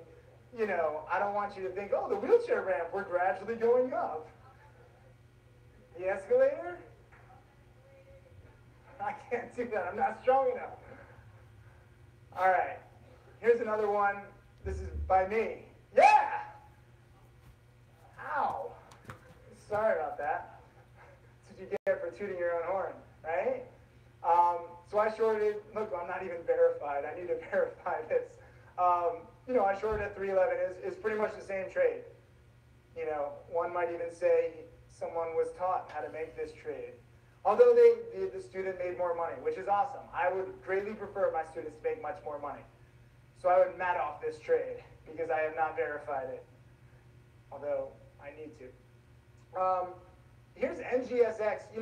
There's different kinds of pumps. This is not, this was a biotech, which is not my specialty at all. But you'll find that a lot of these patterns overlap. Even, when we're talking about like Netflix and stuff like that, you see these chart patterns form in normal stocks too. You can kind of take some lessons from these pump and dumps because these pump and dumps, it's just a concentrated version of, hype and manipulation and promoters, and you can say that pretty much about anything. So, you can say, look, this thing is ramping up from 1 to the 2s, and then it spikes all the way to 4+. This is a 15-minute chart, so you have one 15-minute period where the stock is nearly $5 a share. From 1 to 5, this is very similar to SAPX, and it falls in a very similar fashion. So, when you see these kinds of spikes in the future, try and remember, be like, that's kind of like NGSX, that's kind of like SAPX. Perhaps the same thing will happen. When a stock goes from 1 to 5, the risk reward perhaps is superior, depending on the situation. If they announce that they, found a cure for cancer or something, 1 to 5 is justified. Maybe it should go 1 to 50. So always look at the news. This is TBBC. I wanted to show, some failures. Who here was in TBBC? Raise your hands. Don't raise them that high. You shorted it? That's cool. Congrats. I did not short it. I was, following my twos, which is a buy sign. It was ramping. There was a technical breakout. Right here, technical breakout over the previous high. And, I got in this mess. Like at 157, I was out at 160. And then it just collapsed. This is why I think that I might be a little cursed when it comes to buying promos, because at no time in the past was there any sign that the pump was almost done, except for the time when I bought it. That is the company name. I don't care what the company name is, but I like your joke. The point is that the pattern said buy, so I bought it. And unfortunately, I was wrong, and sometimes that happens. But I got out very quickly, because when a stock like this does not go up, you got to get out. Nor would I have bought the dip here, because when a stock collapses, and this is why I'm not long Rays, because this is very similar to Rays. Even though Rays could keep going, it could also have this. This is in 2 days, 160 down to 1. And it didn't bounce much. It bounced a little bit, but scary stuff. When you're wrong about what the pattern is, every pump is different. Admit it, move on. This is my trade, 157 to 160. I held it for a little bit, but it never happened. Bought for the big mailer, never happened. Exited fast, others need to learn too. Here's TBBC. This is when that was going on. This is, a chart pattern later. So now, it dropped all the way to 25 cents. So it had one failure here and one failure here. This probably shouldn't even be a number 4. This should be a number 6, because it couldn't get back to its highs. So I'm sorry about putting that one there. Just cross it off on your manuals. This is a number 6. This is a dead pump bounce. And when it starts fading like this, you got to try and short. 125 down to 50 cents in 2 days, no bounce. I probably would have bought the bounce here had I really loved buying bounces. What's the question? Your advice on shorting on the first red day, is that still your rule, or have things evolved? Yeah, I don't have to repeat the question. Things haven't really evolved. Maybe I've evolved a little bit, where I've learned that there are no hard rules. To quote Pirates of the Caribbean, it's more of a guidelines. There's not one rule book. You just have to kind of adapt. First red day, down day, amazing indicator, amazing. Especially that intraday drop on like OPTT and other stocks where you have like this intraday collapse. Before JVA really collapsed, I won't bring that up because we have too many slides, but for those of you who remember JVA, it tanked quite a bit. It tanked from 31 to 28 in about 15 to 20 minutes while I was short. And I covered for a little bit because it was a profit, but that little 3-point drop killed all of the momentum buyers, or scared them away, and it was the beginning of the end. And later, a few days later, it was under 20. So you're looking for indicators. The first down day is an indicator.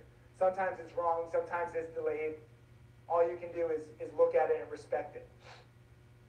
Here's AAGC. This is a very similar failed pump. You can see the manipulated volume. Who here was in AAGC? Anybody? Raise your hands. Yeah? Okay, I won't ask you. You don't remember it, or you don't want to remember it?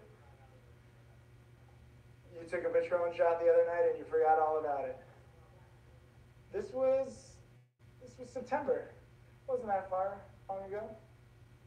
But it's all right. You know, I mean, this was a big mailer, and it should have kept going, and it just didn't.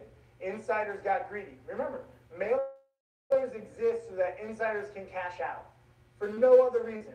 Why would an insider, why would a shareholder invest $500,000, $1 million, $2 million, $3 million into a fucking email campaign? If you look at the SEC filings of these companies, they have a few $1,000s of cash on their balance sheets. They need that money. But the reality is that a lot of these companies won't survive with just $1 million or $2. They need their stock in play. Yes, if their stock in play, they can get the $1 million or $2 million. And then hopefully they can put out some test results or something and really go for the 5, the 10, the 20 million that can make them last for a year, which gives, or 2 years, which gives insiders much more time for their shares to become unrestricted so they can cash out happy as a clam. And unfortunately with AAGC, it just crashed very quickly. This is a daily chart. Here's POTG. I just want to show you exactly how it collapses. It's kind of the, you know, this is more of a stair-step pattern more than a wheelchair ramp. You know, senior citizens, you know, they might break a hip trying to ramp down this thing. You know, look at this step. Whew, that has taken out more than a few senior citizens. This one, forget about it. They're gone. But this is, you know, it starts off like where you have like these intraday drops and then some sideways price action. It's very good to short this whole way. And I was shorting this whole way. Unfortunately, I got bought in on some of my stock, and I covered too quickly in the 0.4044 range. I missed a lot of this. But this is a beautiful drop from 80 cents down to 30 cents. No news. No news. This is just, you know, how these things die. And this is Rex Boyce. He actually held this for a month. I was pretty impressed. Just 4,000 shares. So, you know, with Interactive Brokers, he's literally just risking $3,000, and he's making $1,200. That's fantastic. Is Rex in the house? I don't think so. I don't even know who he is. What's up? I was just asked if you could check the level 2 on OPTT, and they said, what the fuck is that all about? Yeah! Watch your language. There's kids watching. Right now? The bid?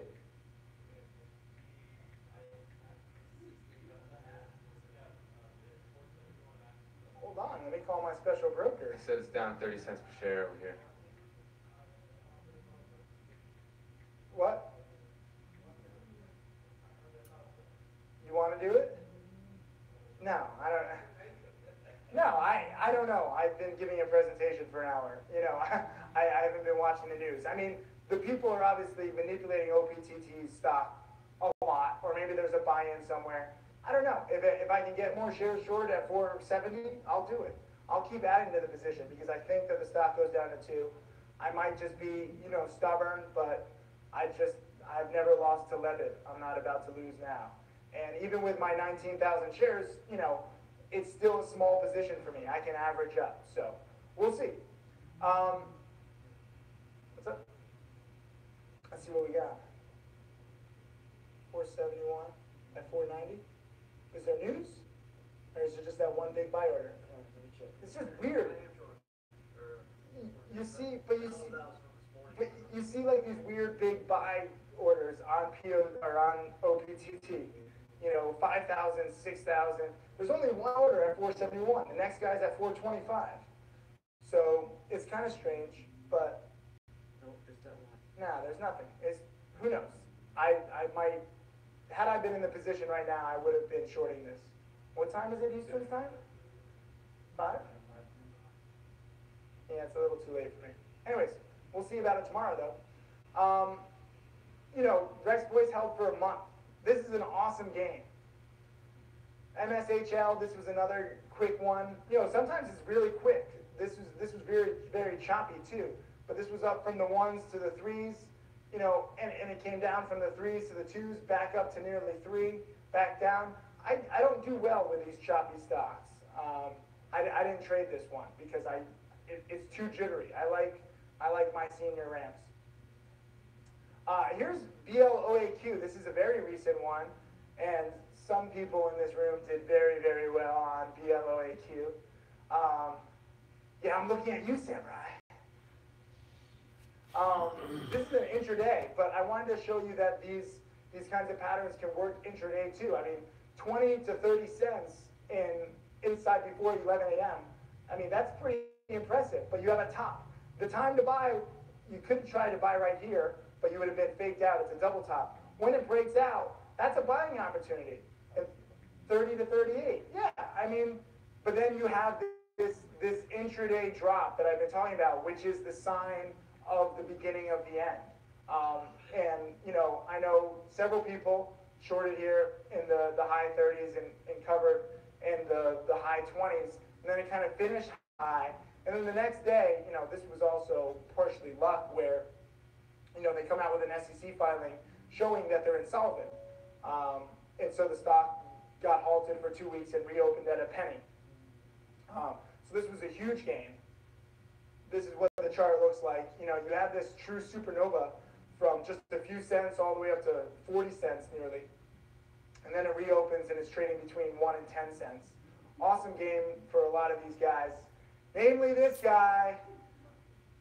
Gregory, stand up, please, for this one. You need to take a little bow for this one. You do.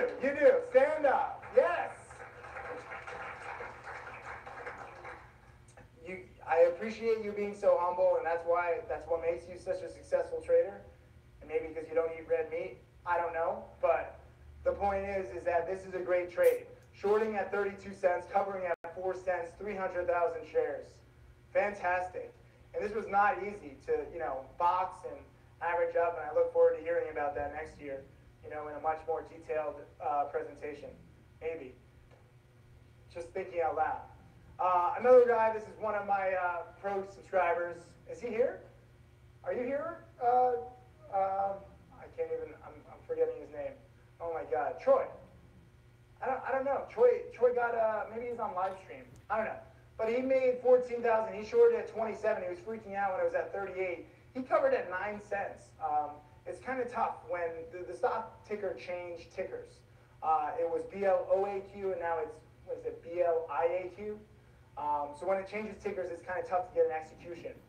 So he got out at 9 cents, but I had 100,000 shares reserved. I didn't take them. So I messed up on this. I thought that there would be one more up day. I underestimated how quickly it would drop.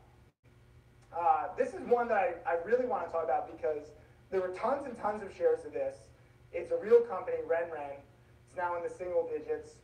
But when you have this same kind of thing, and this is very similar to Netflix, where, you know, you have the stock dropping. Netflix dropped from 300 down to the 100s, and it's been bouncing a little bit, similar to this.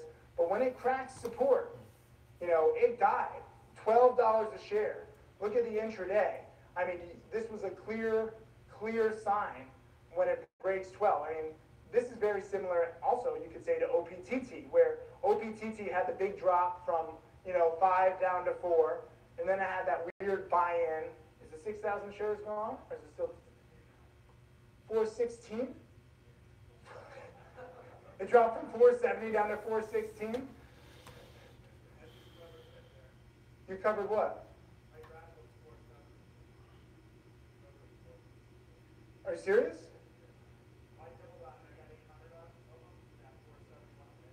Oh my God, that's pretty cool. So it was a fake order. Nice, congrats. This is very similar to OPTT. Perhaps I'm looking a little too much into this, but I see this pattern again and again, where you have a big drop, you have a weird freakish buy, you have it not retesting the exact low. You know, if you remember OPTT's chart, you know, it dropped to 404. Then it had a bounce, and now today's low was 408. So it didn't exactly break down to 404. It didn't even test it. But eventually, after a little bit of spiking, it cracks. And you can make this same exact chart with Netflix on the daily chart, you know, where it drops from roughly 300 down to 130-ish, 120-ish. And it's been bouncing, and now after hours, what is it at, 98? 86. Ouch. I'm sorry, Netflix. Reed Hastings. He's in pain. This happens time and again, and obviously Netflix is news-based. RenRen, there was no news. at $12 a share. OPTT, when it cracks 4, if it cracks 4, there will be no news. This is a technical breakdown. This is due to the fact that there are, on OPTT's case, buy-ins and shorts being squeezed. This is the natural evolution of how these pumps die, of how stocks die.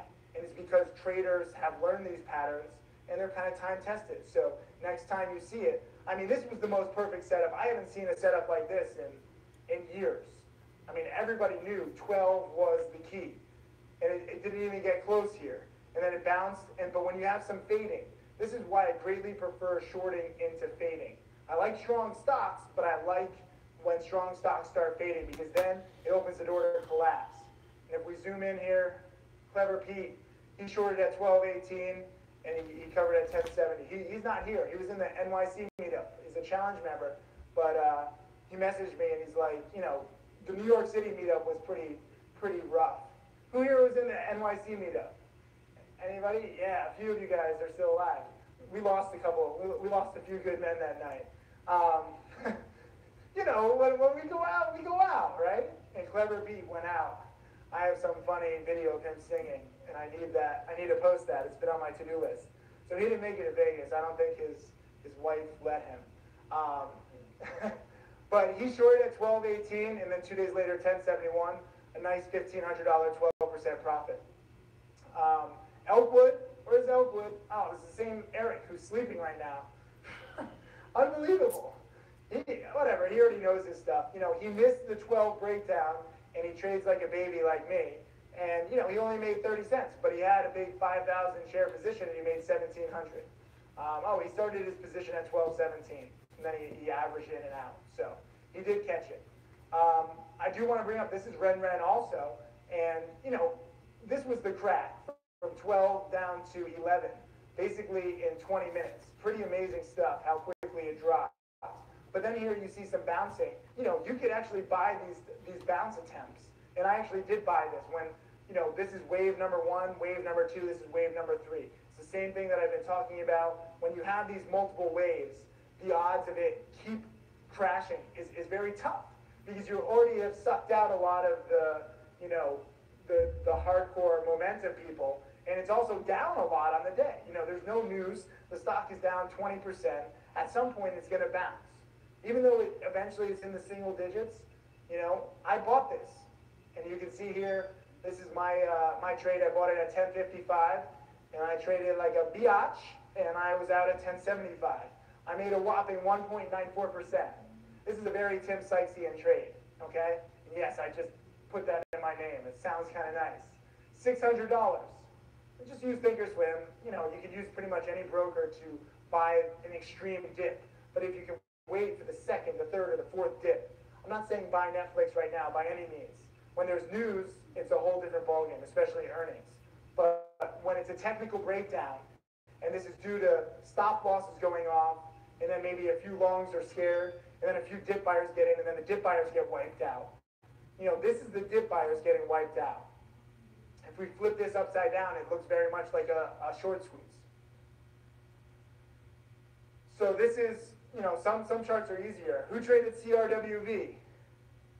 Yeah, a few people on the same side of the room.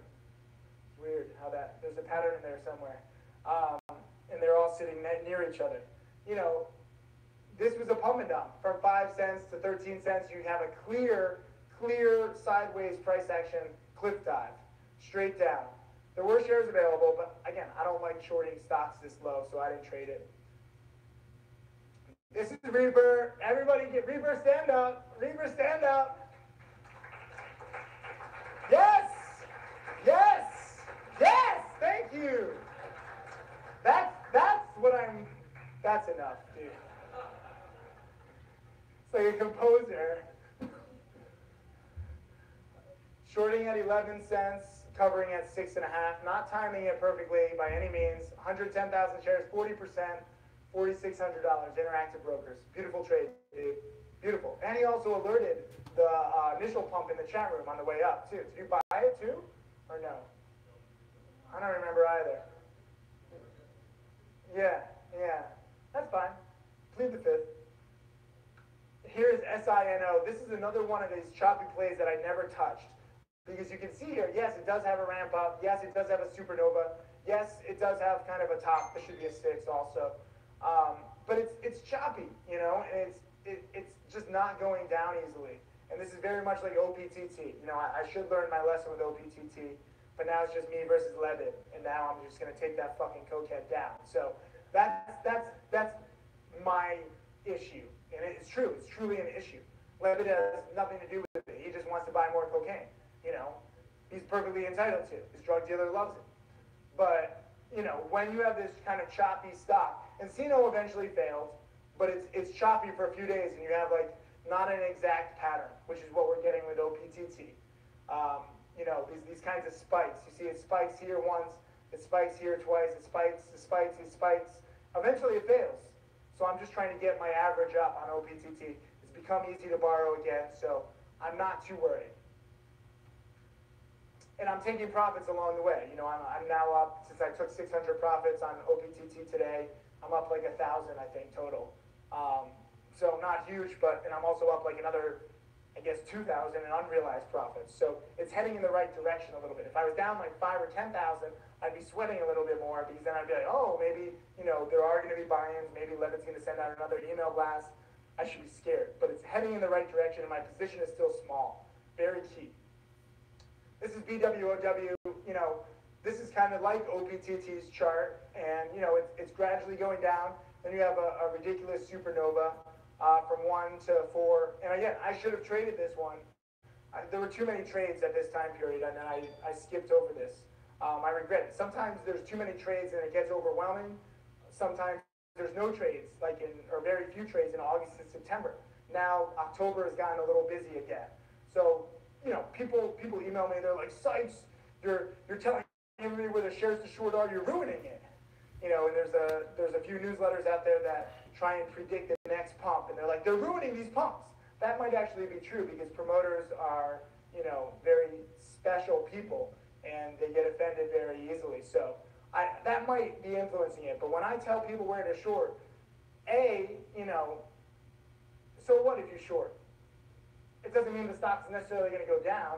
You might get bought in, you might get squeezed. And it could actually create more buys. And I've been talking about this with a few people. Like, look, if you have more shorts, if you allow more shorts to enter into the deals, you can create short squeezes. Fuck the shorts. Yeah.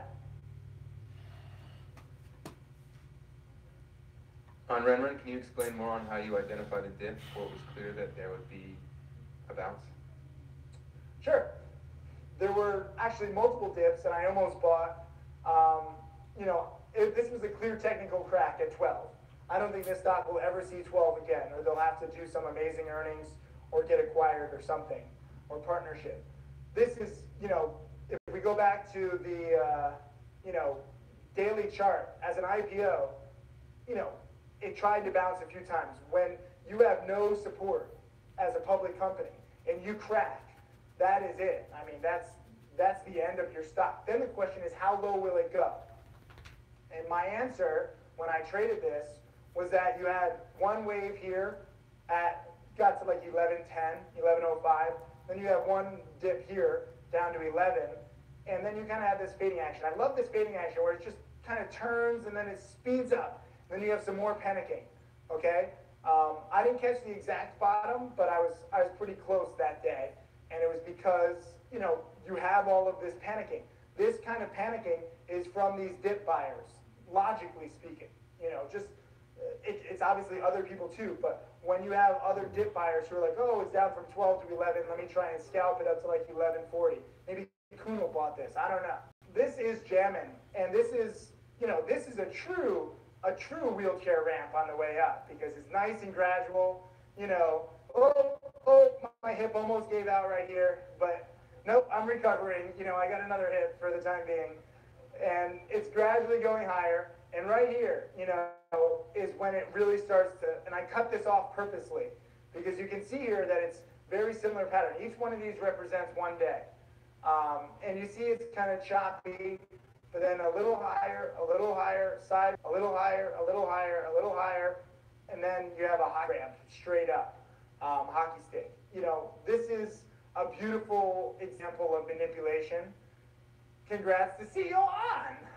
You know, it was fantastic. It was well done. You say he's a smart guy, I agree. Oh, he has nothing to do with this. I remember the SEC filings. Never admit knowledge of a pump going on. It just so happens that emails are going out the same day of press releases. The two events must be unrelated, right? Yes, of course. That's what they're going to say in a court of law. In the court of reality, it's a little different. This is a manufactured wheelchair ramp. And then it gets crazy. This is what we're looking at, this nice little run-up.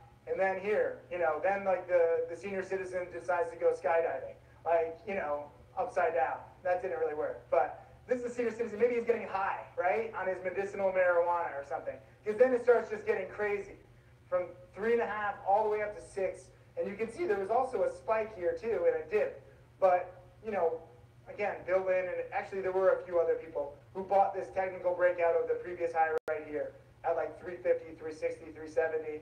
And, you know, it gets choppy. It's not like just 360 all the way up to 6. I mean, you have a dip from 4.5, 4 in the interim. But if you focus and you learn to spot technical breakouts, this is a massive breakout right here. And even after the big dip, you know, the previous high of 475, when it breaks 475, you have no dips. You have a straight ride to 6 before the crash.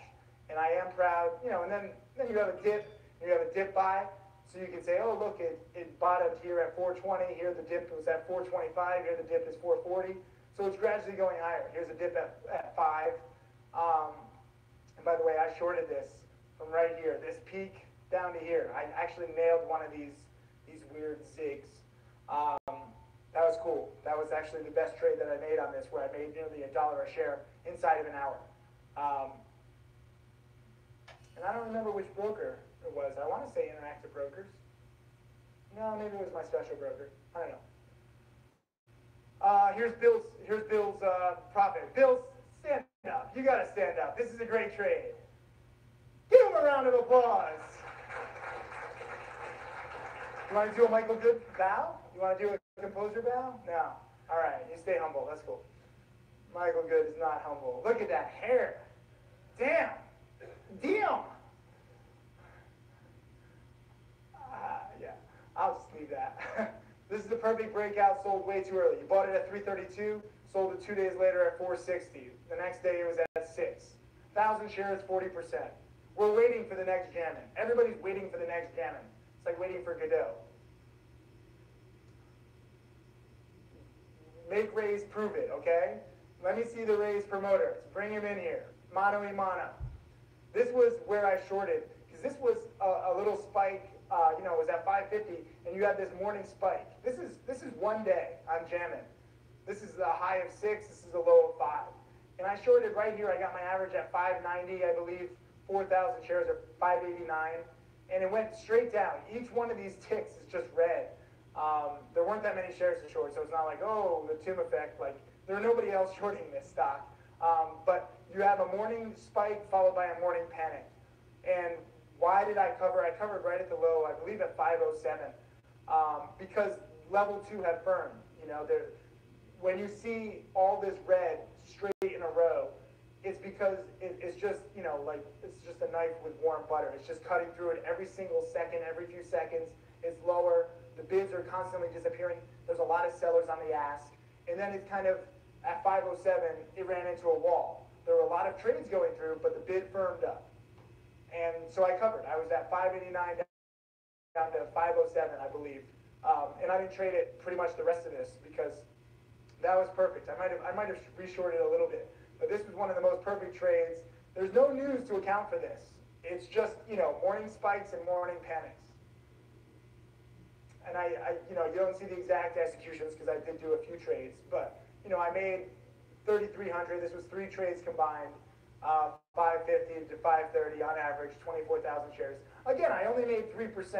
So when you see these big gains that I'm making, I'm screwing up, I'm averaging in, I'm averaging out. Like on OPTT now, you know, like I've made 2 or 3%, 2 or 3 times. I got bought in once, and somehow I'm up. You know, that's me. That's the reality of trading. You're not going to You might see a 40% gain every now and then, but you're not necessarily going to capture it every time. All I want you to teach you to do is try to capture as much as you can, given your own time limitations, your comfort level, your risk tolerance. These words, I want them to be repeated in your minds before you make a trade every single time.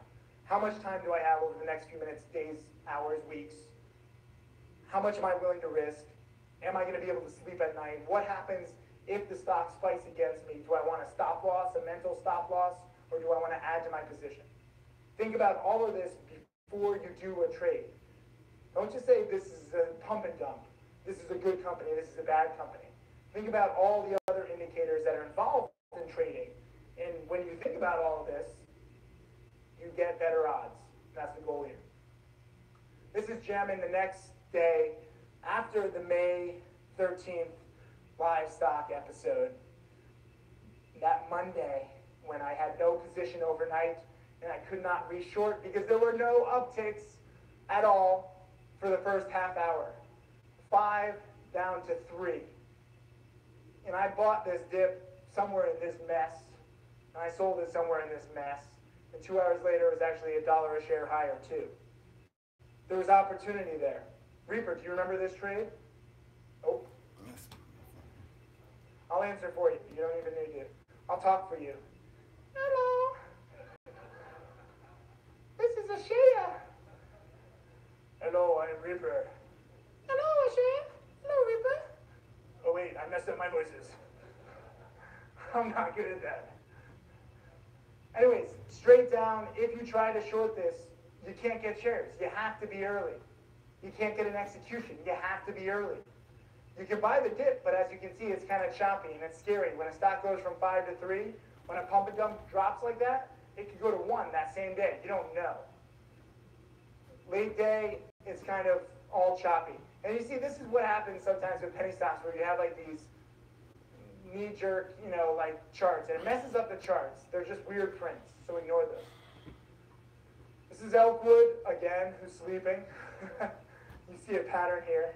He keeps profiting and then he keeps sleeping because he keeps having a good time thanks to his profits. It's a circle of life in trading. He is Mufasa. Maybe he's more Simba. I am Mufasa. And Jonathan Levitt is Scar. And right now he's digging his nails into me and saying, "Long live the king!" Anyways, Elkwood made some money on this. This is 3 straight trades combined into 1. The Honest Crook. You made money on this. Do you remember this? No.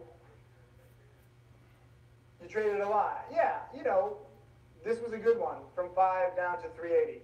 1,000 shares. You're not sure. Yeah. Not enough shares. Welcome to my fucking life, dude. Not enough shares.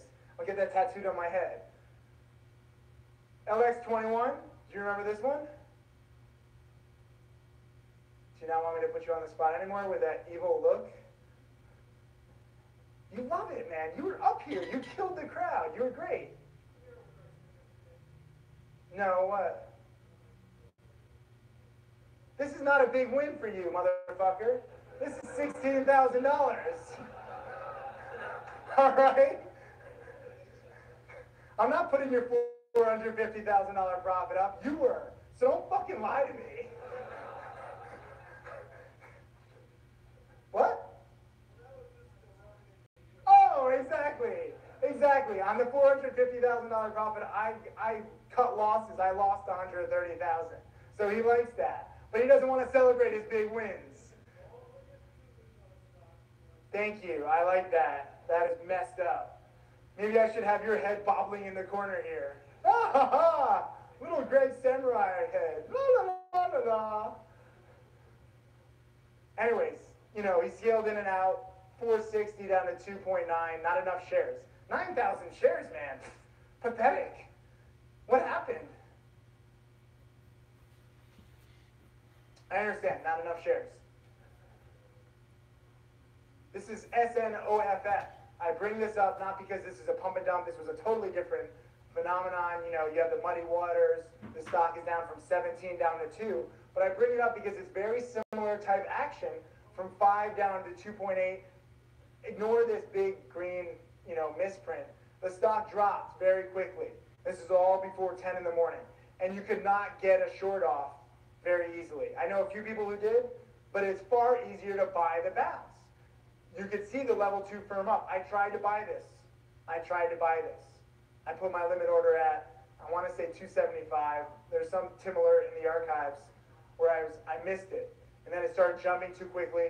You know, when a stock drops from 5 to 2, and you know it was 17 the previous day, you can guess that the bounce is going to be pretty nice. I didn't know how nice it would be. I didn't know that it would go from 2.5 to freaking 6.5 inside of an hour. I didn't know that, or else I would have put my limit at 350 and been like, who cares? It's going to go up another 3 points. No idea how big the bounce is. But when you see this kind of a morning panic on a stock that's either been promoted or there's still debate, it's in action, it's in play. Traders are going to trade the other way. Some traders are going to cover their shorts.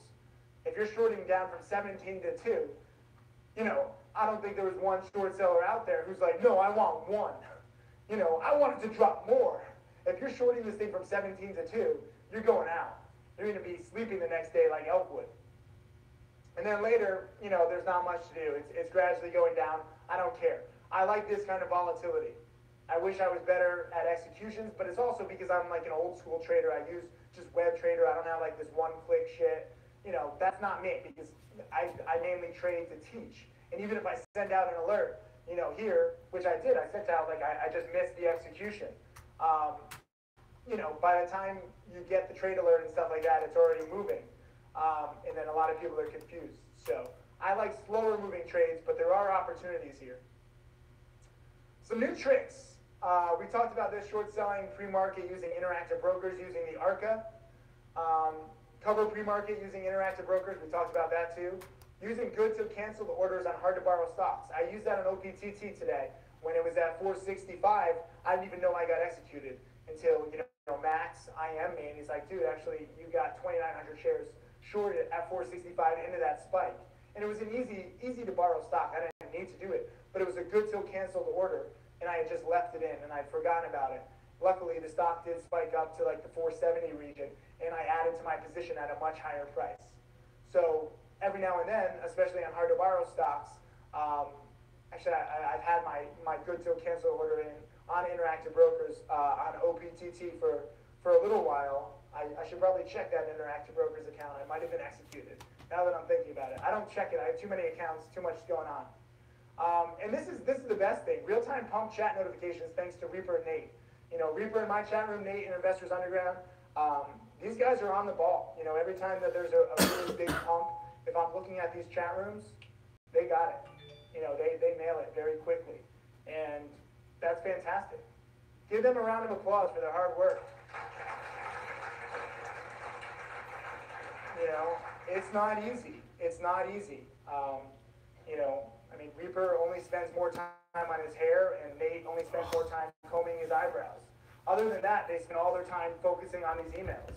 So there's something about facial hair and head hair with pumps. There's a correlation there.